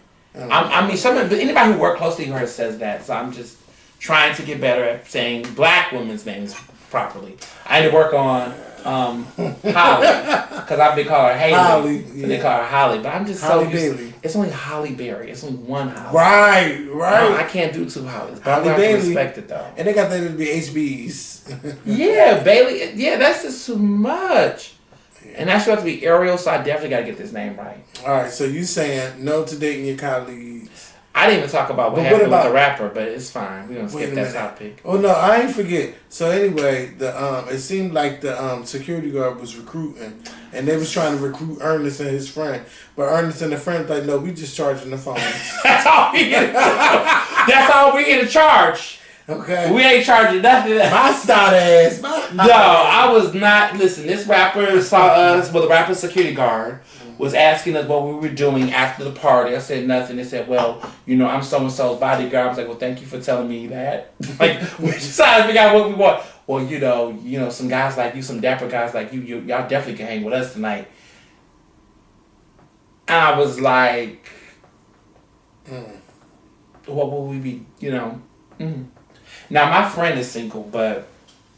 He wasn't going to ditch you. Oh, hell no. That's I'm what my to friends ditch you. That's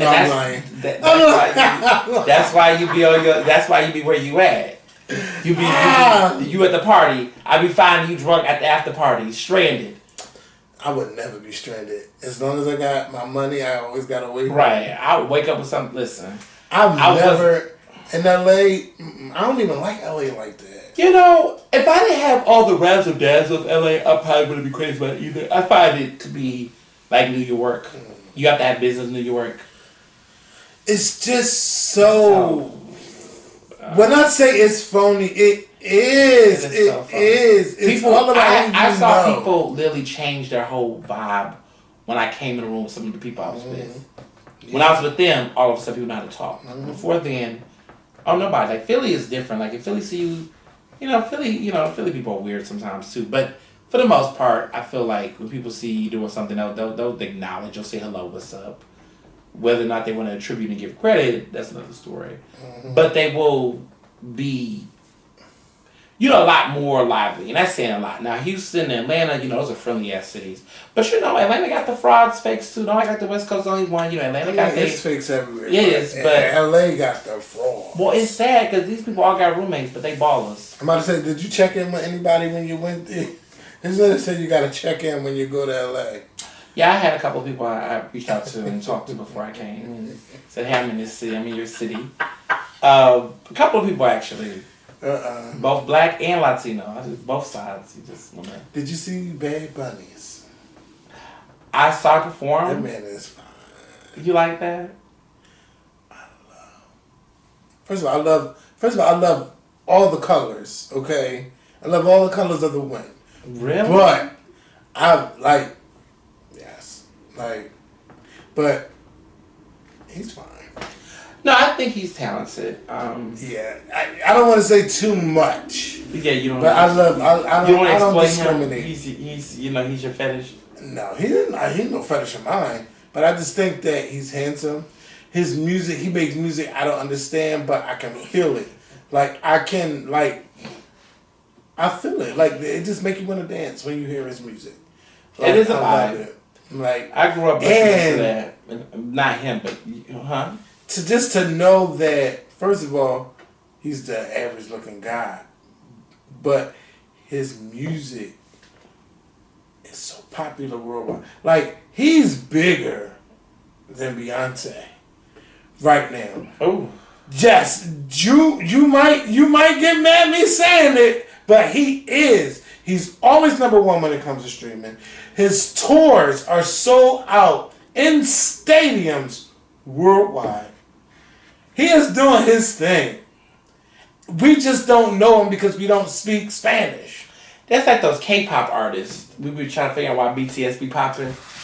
But there's people out there that's just going. I would never get into that shit. And BTS didn't never win a Grammy yet. No, they've been nominated though. Oh Lord, look at them! Look at me! Yeah, they probably deserve a Grammy too. But that's not my thing. Yeah. Yeah. Bad Bunny is that. Yeah. He's provocative. His numbers. Yeah. But I'm just so tired of this queer baiting thing. Like, do you think he's queer baiting, or is it really him? I don't know. I'm just tired of Because that. that's going too far. Kissing. I don't know no straight man like, yeah, I'm going to kiss you. I'm going to dress up like a woman. And I'm going to do all of this. I just think it sells though, right?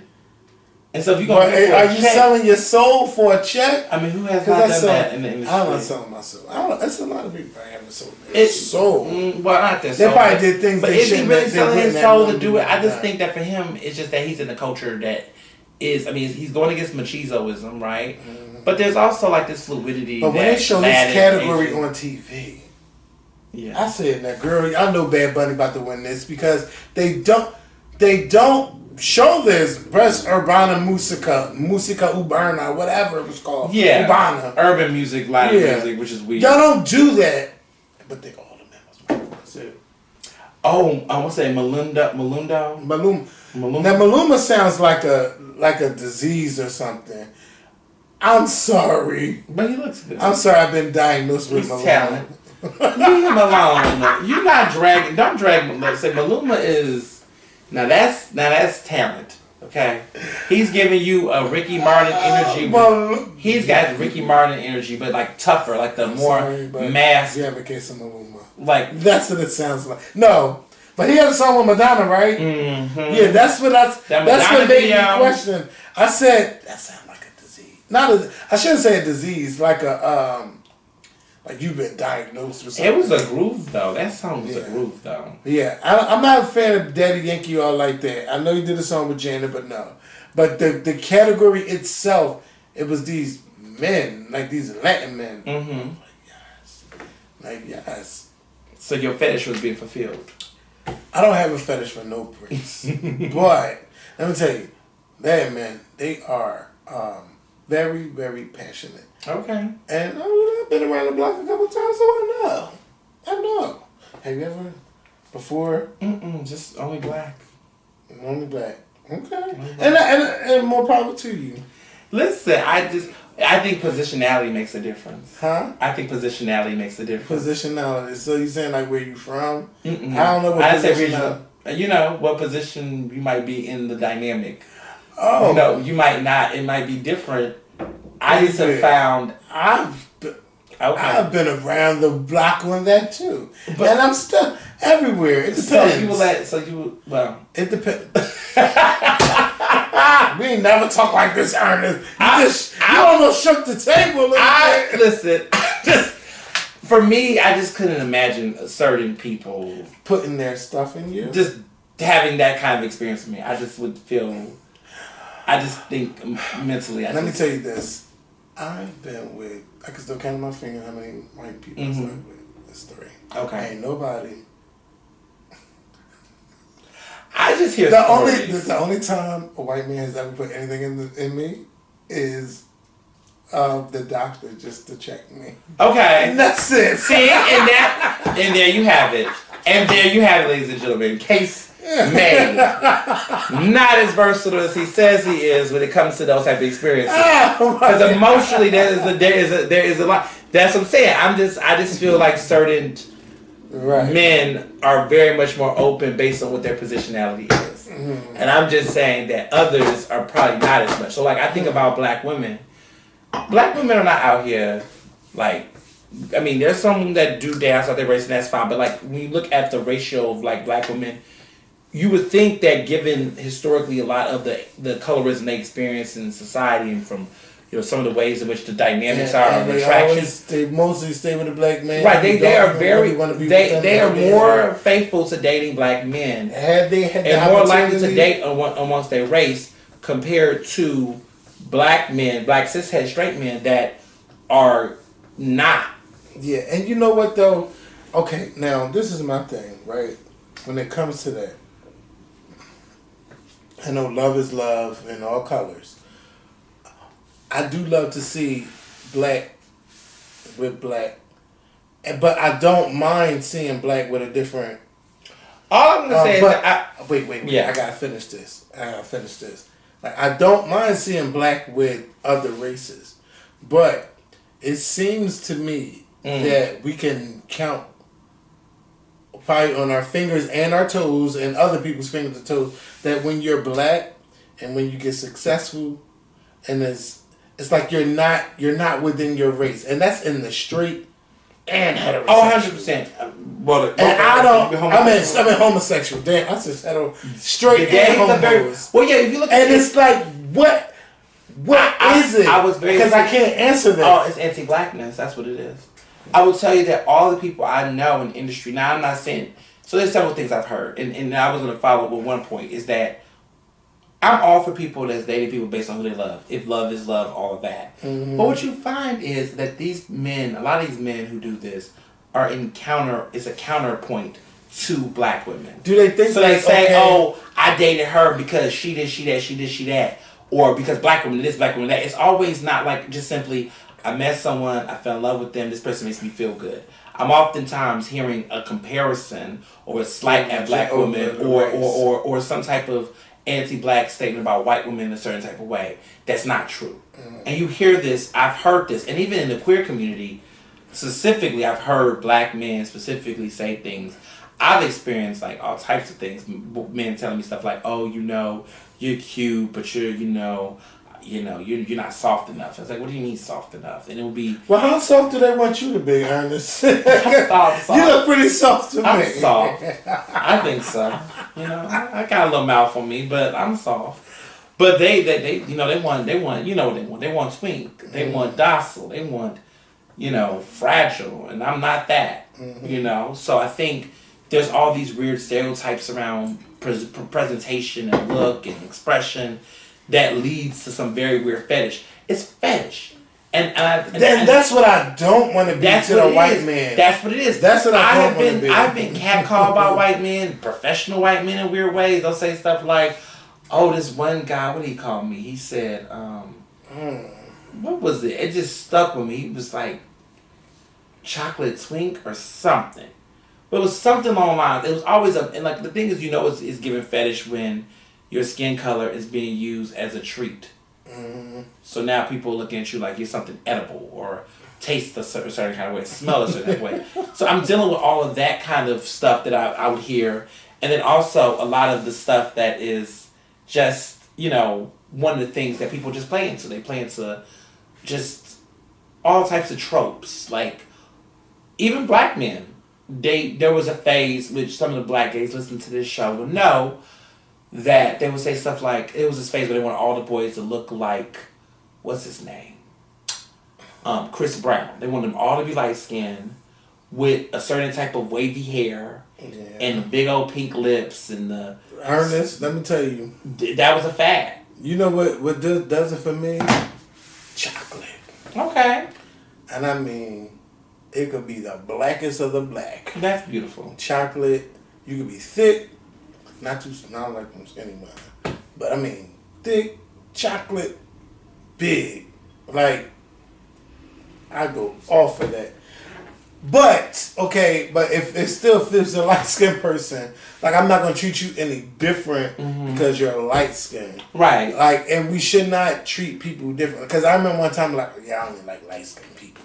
Man, once I got older, Ernest, I got older. Oh, you have Popeyes, white breasts only, no dark meat, no thighs, only breasts and wings.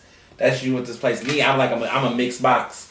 When it comes to I just think it's okay to explore the diaspora, the lived experience. But you shouldn't try to just stick to one color. I'm gonna fall where I'm gonna fall, but I'm gonna fall with the diaspora. So I would say, why have you dated outside your race? It's like it's not that I'm dating outside my race. It's that I'm just too busy exploring the diaspora. I haven't been on all continents. I haven't. I was in that mindset where before I was married, I was like, I wanted to be in a space where I could meet different people. So I've dated Jamaican, Nigerian.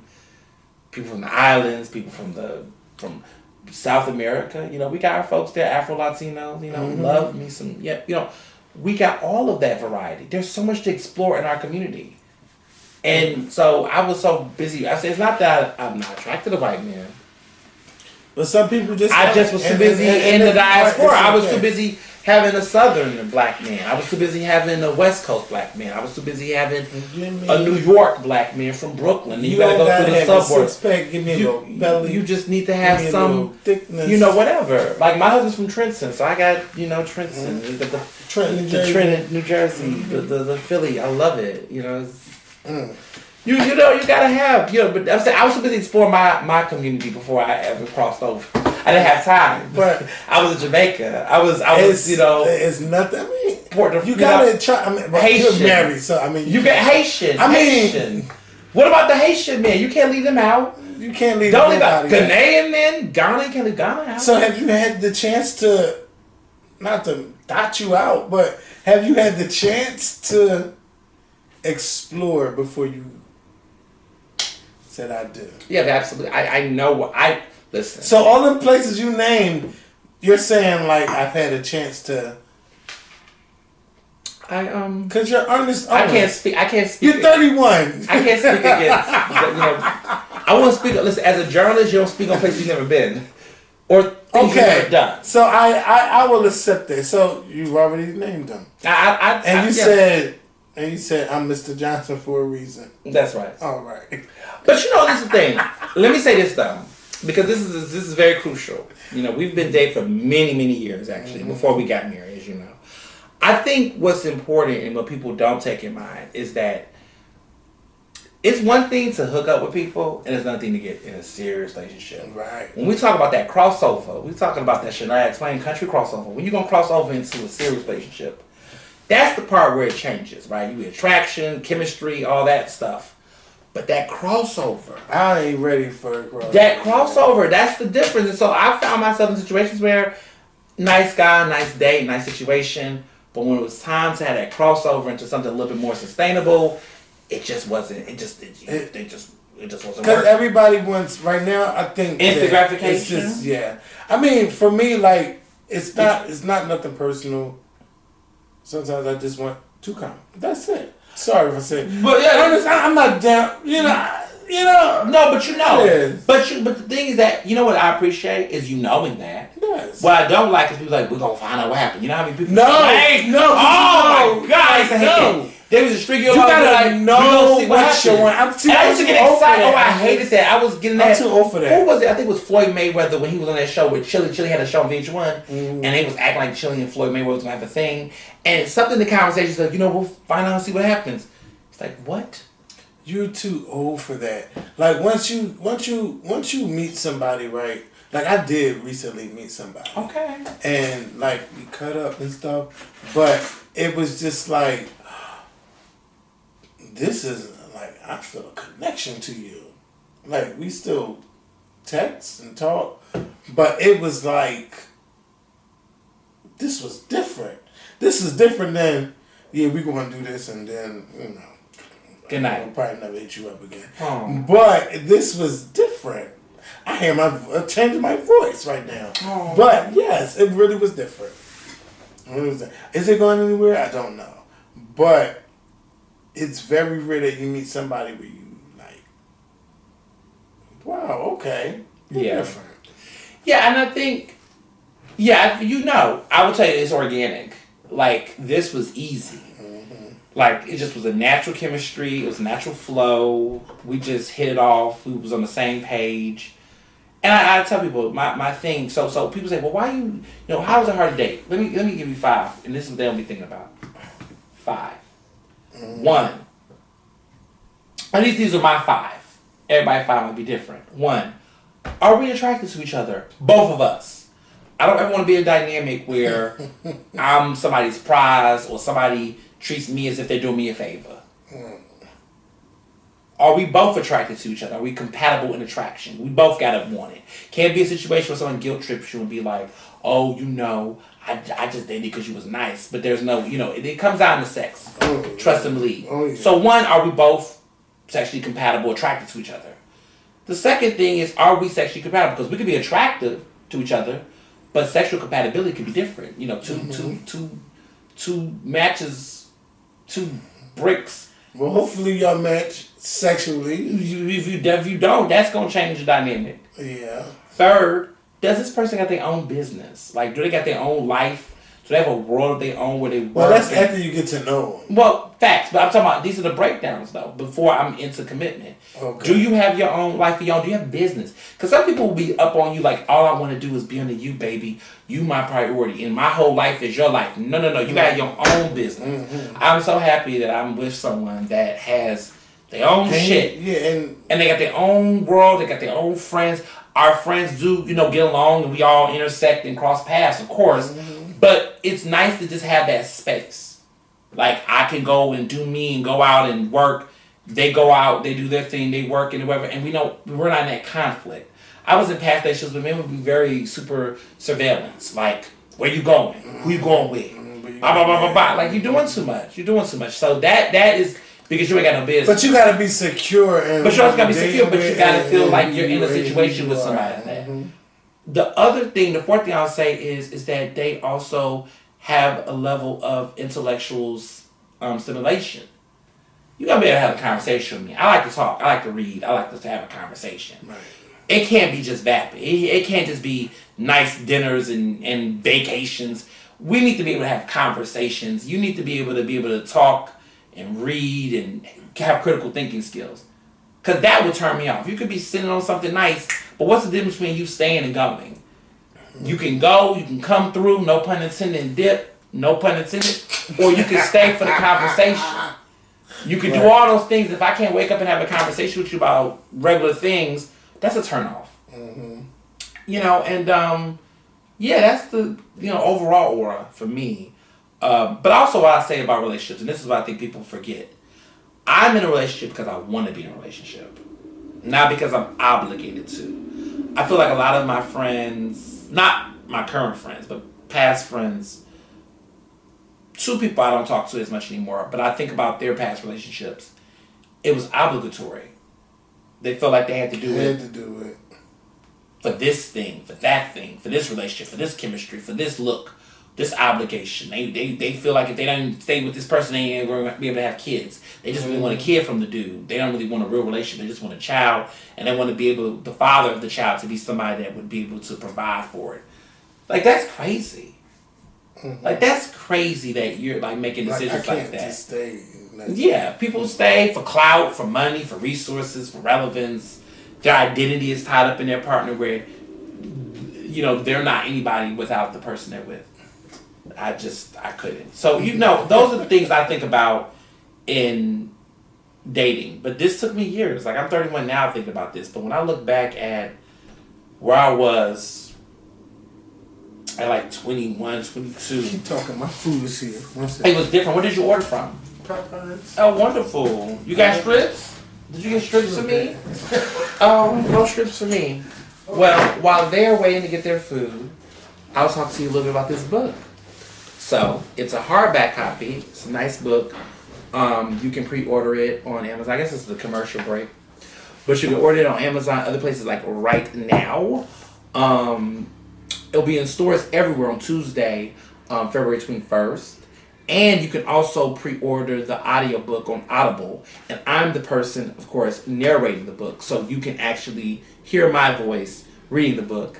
And if you have already listened to my podcast, Ernest Speaking, which comes out every week. I try to hit every episode to come out every Monday. So I've been consistent. I don't do two like the boys do, but it is dope. So yeah, and I want to see where he's ordered. I got Popeyes, so he's getting his Popeyes. I personally like chicken strips and Popeyes. I don't know how I feel about this ghost pepper thing. I do like the spicy stuff, the hot chicken, but the ghost pepper thing is like really weird. Like this new ghost pepper theme they're trying to do. I think everyone's doing the ghost pepper thing. It reminds me of like Asiago cheese when I was like hot. Like every sandwich had Asiago cheese. Remember that? Or pretzel buns when that was a thing at Wendy's. Like everybody wanted to do a pretzel bun. I feel like there's always like a weird trend that they're trying to push on us. Like I remember like I'm trying to think. Like avocados was a thing. Like avocado toast was a thing. Stuff like that. So we're back. What I missed? Oh, what you say about your book? I was just talking about my book. Telling them to listen to it, read it, check it out. And I was also talking about trends about Asiago cheese. Like trends about the ghost pepper version of this Popeyes. What did you get? On a 4-piece. Ooh. They keep all going dark, all up. white. That's not bad. You're making me want to order I got something. chills. I'm so sorry. You okay? I just got the chills. Oh, okay. From being outside. Oh, it is crazy out there. That's why I had the double layer because I wasn't playing. But I'm so happy to be back in Philly. Oh, I miss Philly. I miss filthy Philly. Oh. Yeah. It's not filthy, but I do miss. Well, some of the people in Philly are filthy, but I do miss. So who you think gonna win this primary? Don't ask me that right now. Every week, something comes out, and so every time you think you know, the game changes. So I just don't know. So has Helen Team reached out to you? She didn't. She didn't, but her team did. I can't disclose that. Okay. Listen, Ernest, you always trying to start some shit, bitch. I'm consistent. What's going on? All I'm saying is that them Jeff Brown people, when I first did stories on him, oh, you're doing that because he's white. You with the progressive. They think I know politics. I've heard nothing but nice things about him, though. I can't lie. I mean, yes, because you know that you were the target demographic. Mm-hmm. They looking for people like you and your folks and these listeners to vote for him. That's what they think. Well, they look at me, they think, they think I'm some crazy progressive that's going to vote for like a Grammy. Well, you know who I knew was going to be the governor when Governor Wolf was governor? Miss Shapiro. I knew Governor Wolf was going to be the governor. Yeah. He had commercials out early. Because every time I always say money, money, money, money, money.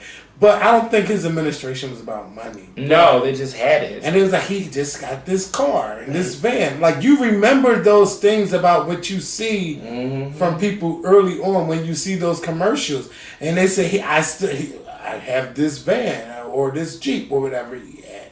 And he always just drove. I remember those commercials. And that was, 9 years ago? Like, you don't forget those things. So if you want to put a commercial out, you got to put a commercial out people going to remember.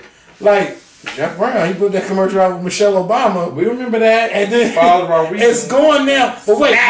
But now it's a little clip. I said, this is why we need Jeff Brown. So it's not the full commercial. Snatched. Yeah.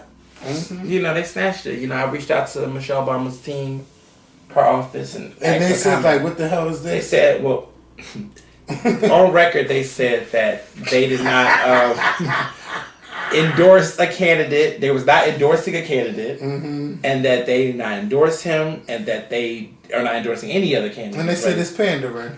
They didn't say it. You said it. What I was told by his team, and this is what the team said. Who is Jeff Brown? Jeff Brown's team. I asked them about this ad, this Michelle Obama ad. Now, this is when it got funny. See, this is semantics. Now, follow along with this. They said Friday 13th, January 13th. This is right before MLK weekend. They said, let's start off at the beginning.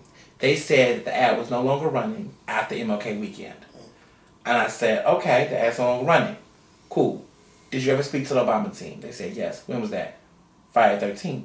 I said, okay, what was the conversation? Oh, they just expressed about the ad. They didn't tell us to take the ad down, but it could be implied. Mm-hmm. I said, okay, so did you take the ad down because it's implied? They said, no, it ran its cycle. It was going to go off anyway. I said, so you didn't tell me that at the same time they had called you on that Friday that y'all was already going to take the ad off anyway because it ran its cycle? They said, yeah. I said, okay. It was just getting ran that, and people, of course, the hood was like, people was like, do you really think we're supposed to believe that coincidentally y'all got together and was on the same page? Because if I was there, I would have ran that. First of all, after MLK weekend, you was shady. Mm-hmm. I would have ran that to he's stupid. He should have ran during Black History Month. Mm-hmm. He shouldn't have did it at all. But no, he shouldn't. No. Because that was the pandering. Yeah, he shouldn't have did it at all. You're right. But he did that other ad. Did you see that other ad? I don't know if you saw it was on social media. They took that down too. It was an ad with this black boy from North Philly comparing him to Big Mama and comparing him to God. Like saying he was God-like, and it said that, you know, West Philly, we got people called Big Moms. You know, they know how to give you a hug and things. And that's how Jeff Brown is. Say you're comparing Jeff Brown to Big Mama? Who is on his team? See, Ernest, who is approving these ads? I will tell you this. There are black people in the mix. There are black pastors. And they're not thinking like, okay, this would not be good. When that money is being thrown, you know that's money talks. That money talks. It's the compliance for me. They're in the mindset of we got this man with this money, and they bringing him out to the soul food restaurants. He was at Food Chasers the other day. Yes. Yeah. Well, Ernest, this has been lovely. It has been a lot. Your boy has broken. Yes. We had a good talk. I'm really happy for it. Over 2 hours. And you hungry? Yes. Listen. No, but I'm not gonna eat much of this. But you know they're gonna eat it. They're gonna eat this episode up. Yes, and I hope they do. And I'm not even gonna be splitting this up. I'm gonna put it on YouTube. Everybody gonna watch it and enjoy it. But I do hope that y'all subscribe to Patreon and pick up Ernest's book, The Case for Cancel Culture. How this Democratic tool works to liberate us all. Yes. Did you work Democrats and liberals in there together is the title on purpose? Yes. Okay. Democratic tool, liberate us all. And we did the purple because it's red, blue, everybody's canceling versus like it's not a Democratic issue. It's not a Republican issue. They both are doing it. And so it's purple. And, you know, we of course have the red for the X's. Everything is patchwork stitching. Mm-hmm. And then it's the thing. So it's so beautiful. So you want cancel culture to work? I'm redefining it in this book. Okay. The goal of this book is redefining it. Like basically I'm setting the parameters on what cancel culture is and what it's not. I think the problem is that everybody's abusing the word. You know how that go. Yeah. Everything counts culture. Everything counts culture. And it's not. Let me ask you a question. Sure. About cancel culture. Yeah. When Dr. Dre got the name, the Dr. Dre Global Impact Award, what went through your mind? Is there a story coming? And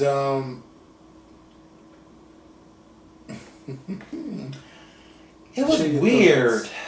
It was weird seeing that. I was like, the revisionist history. The industry is so weird.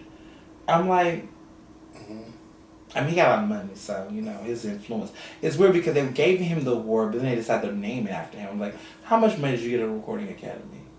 What scholarship you writing? Because, you know, you don't get nothing named after yourself unless you didn't.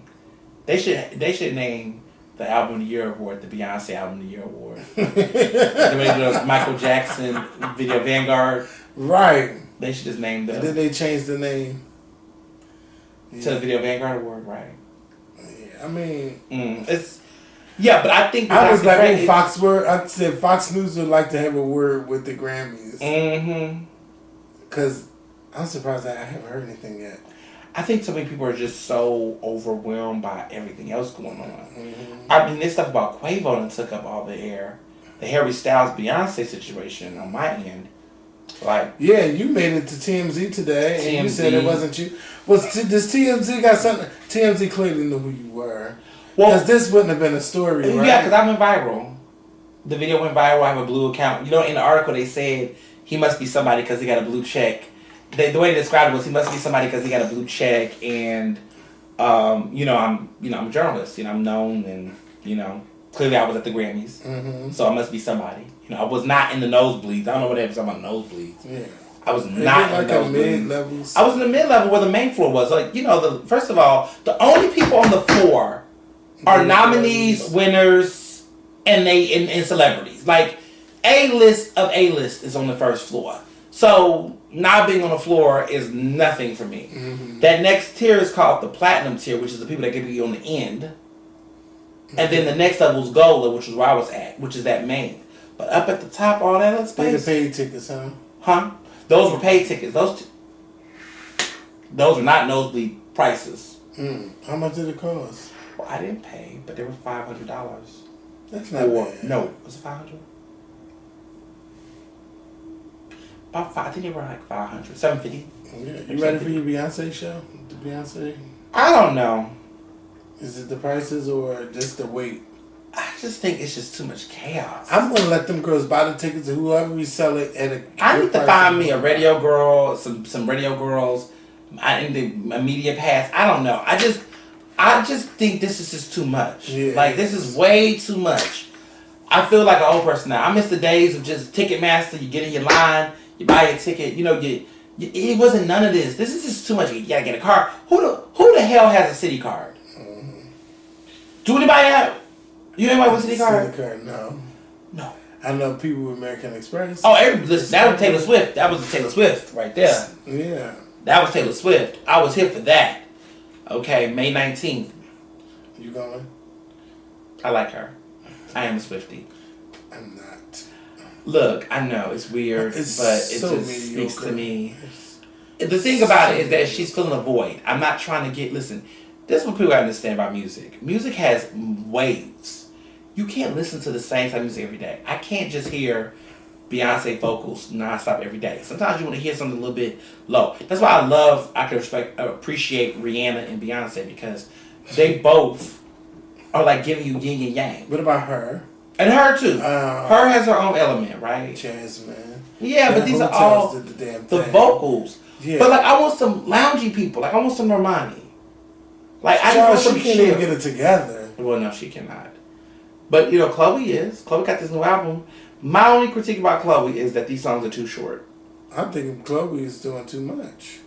Like, do you want to be a hoe or not? Like, what do you really want to do? Like, what's going on? I don't think she's a hoe. I think I know she's not being a hoe. I know, but I want to say that I think that she is being sexy. I think that she's going. My body. I think she wants to have sexy, like all of that. Like I think that she's trying to give us variety and nuance. I think she's trying to, enjoy all aspects of her. The girl is giving you glamour when she wants to. She gives you what you want.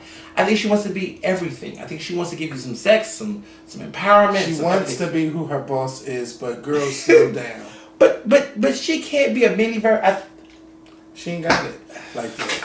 She gotta chill a little bit. Wasn't Beyonce like that around her age? I feel like Beyonce was on some level. Beyonce was still bleeping out words. Beyonce was still young. She was still with Destiny's Child. She was still growing as an artist. But this generation is different though. If Beyonce, Beyonce was the only one doing what she could do. If Social Me was out when our faves, like our faves around, they would be just as vain.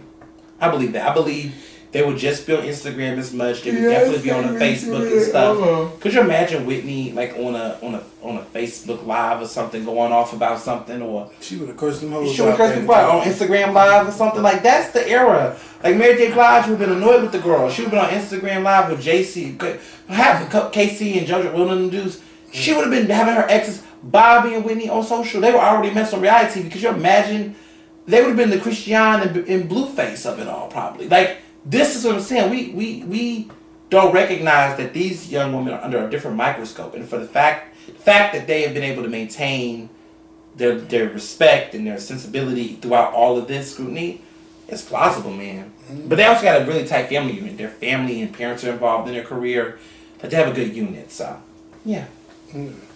Well, I'm happy for them. No matter what path they choose, if they want to be a hoe, be a hoe. I don't think that. I think she's just trying to find her way in the industry that does not know what to do with her. The industry don't know what to do with Normani. She can find herself and keep her clothes on at the same time.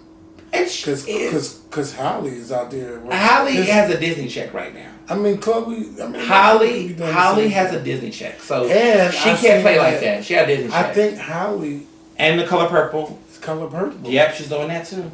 Yeah. She's going. And then Sierra is playing. Sierra's playing someone. Yeah, Sierra is playing Nettie when she gets older. So Holly is playing young Nettie, and Sierra's playing older Nettie.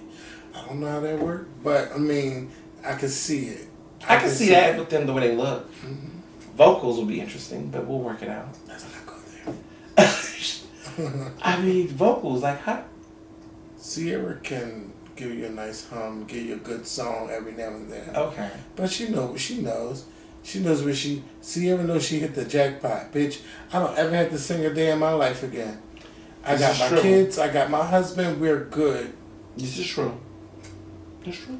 And her kid's other father got a career, so they're good. Future just jealous. I love Future, but they're good. They're good. I love him. Man, little known Black History fact. Me and Future share the same birthday. What's his birthday? November 20th. Oh wow. Mm-hmm. Okay, Natives will burn. Natives will burn. Yes. We share the same I am in the Future Hive. So it's Scorpio on Scorpio. Him and Sierra. Ooh. They both. Lord. What's her birthday?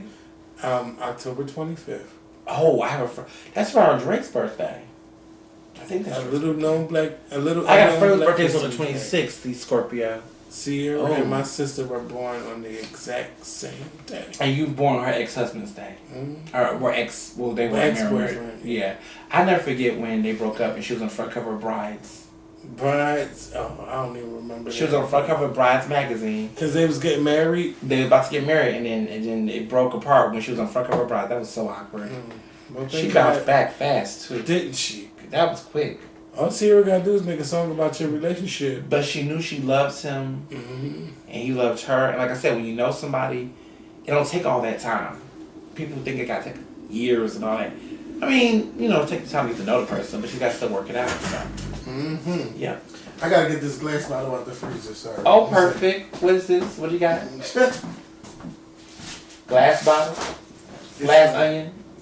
No, it would look like it's about to start freezing. Oh, whoa. Look at that. I'm glad you got a sound. One of my friends worked this last Saturday. He brought it? Yeah. You should have told him to give it away to someone else. He was trying to take it back. I said, oh, no. I think that's a sign of disrespect. Oh, yeah. What is that, white Merlot? Oh. Okay, white Merlot. I've never seen that. Me neither. I don't really like red wines. You don't like red wine? Oh, I love red wine. It gives me... white wine gives me blood. What? It tastes like blood. It tastes like blood. It tastes like really good. You know, like sangria. Aged grapes. Sangria, it's like... It's kind of like almost Spanish for blood. Because sangria means blood. So you really... Oh, my God. You're being so literal. No, but what I'm telling you is... No, it literally... Have you ever tasted your blood like you ever bleed and you suck it like... It's like it literally tastes like blood. Okay. And it's not the drunk me talking. Like I'm this serious. Okay, that's a lot to process. Like ooh, it tastes like blood. I would never. I just don't like white wine. I feel like what was it? I called Chardonnay olive oil, like some type of codfish oil, something. I do not like white wine. It's just so oily and olive. I do not like white wine at all. I mean, maybe some good pairings at a good restaurant, but I just wouldn't buy a bottle and get into it like Riesling. And I like sparkling, white sparkling. This is a rosé, but that was good. I never had that. You can't find this everywhere. So I have a little subscription. Yeah, she's pretty from Cali. You bought that from Cali? So next time we want to try some Good Morning Gorgeous by Mary J. Blige. She got. Oh, that's what it's called. Whatever. Good Morning Gorgeous? Is it good? Good Morning Gorgeous. Good Morning Gorgeous. That's right. I said beautiful in my head. Well, that's because... The case for cancel culture. I got to hit stop because otherwise we're going to keep talking. We got to have Barry make just drinks. Yes. And talk. Yes. I think it would be interesting and fun. It would be. Yes. And Mikkel has to be here too. Yes, he'll be super loud, but we'll take him. All right. Love him. Everybody, Love him. the debut book by Ernest Owens, The Case for Cancel Culture, How This Democratic Tool Works to Liberate Us All, is in stores February 21st. That's right. That's so weird. That's the day my dad died. Oh. Yes, but yeah. It comes out in 2 weeks. February 21st. In 2 weeks. In 2 weeks. You can get it on Amazon, Barnes & Nobles, wherever you can get a book. Yep, an audiobook, Audible. Yes, I want the audiobook. You can get it, download it, whatever. I want to download it to my phone and hear you talk your shade. Oh, yes. Is any celebrity names in this book?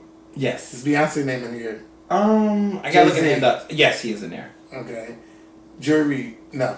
MSNBC, yes. Yes. CNN. Yes. Fox News. Yes. Anybody from Philly in this book, like local celebrity that we know. Yes. Or is it yes. journalist? Yes. Okay. I can't wait to read this book. Yeah. They're in there. Yes. Everybody go pick it up. Please go to Amazon and show Ernest that you actually purchased the book. And Ernest is doing a book tour. I am. Book tour is coming out. Dates are coming soon. I'm on Instagram at Mr. Ernest Owens. Mm-hmm. On Twitter at Mr. Ernest Owens. Yeah. Y'all know where to find me. Google my name, you'll find me. Book tour dates are coming soon. We're kicking off in Philadelphia. We're going to be in New York. We're going to be in D.C. We're going to be in Boston, Harvard area, Santa Clara. Got a couple of other California? places. Yes. So you're going all the way back out there? They're bringing me back out there. Wow. Yeah. There's a whole now, is this campus. A certain store or you going to like schools and stuff? I'm going to bookstores and other places. A lot of these places are bookstore locations. Mm-hmm. And also events. Like DC, we're going to be in Bus Boys and Poets. So all my DC people, Bus Boys and Poets, will be there on the 25th of February. Mm-hmm. And then we'll be at the Penn Bookstore on the 23rd. That's on Thursday, February 23rd. We'll be at the Penn Bookstore. Mm-hmm. We'll be in Boston, Harvard area on... I've never been to Boston. Yeah. Is that a weekend? 31st. That's over March? March. No. Oh, the first. No, February. No, you're right. It will be the 28th of February. The last day of February. Okay. Right about there. February 28th. Okay, and that is on a Tuesday. Mm-hmm. And then Santa Clara is on Thursday the 2nd, March 2nd. And then we have more dates, but we're spread out March. But just interviews, media appearances, in addition to the book tour events. It's a bunch of stuff going on. But it's like the East Coast is the first leg, and then we're going to bleed into the West Coast and South and other places. But we still got some more other dates on the East Coast I'm going to lock in before I get excited. But we're around. We're definitely going to be around. Dates are coming. We're going to be through February through March for the first part of the tour. February through March. Yes, for the first leg. Yes. So please make sure y'all go get this book. The Case Against Culture.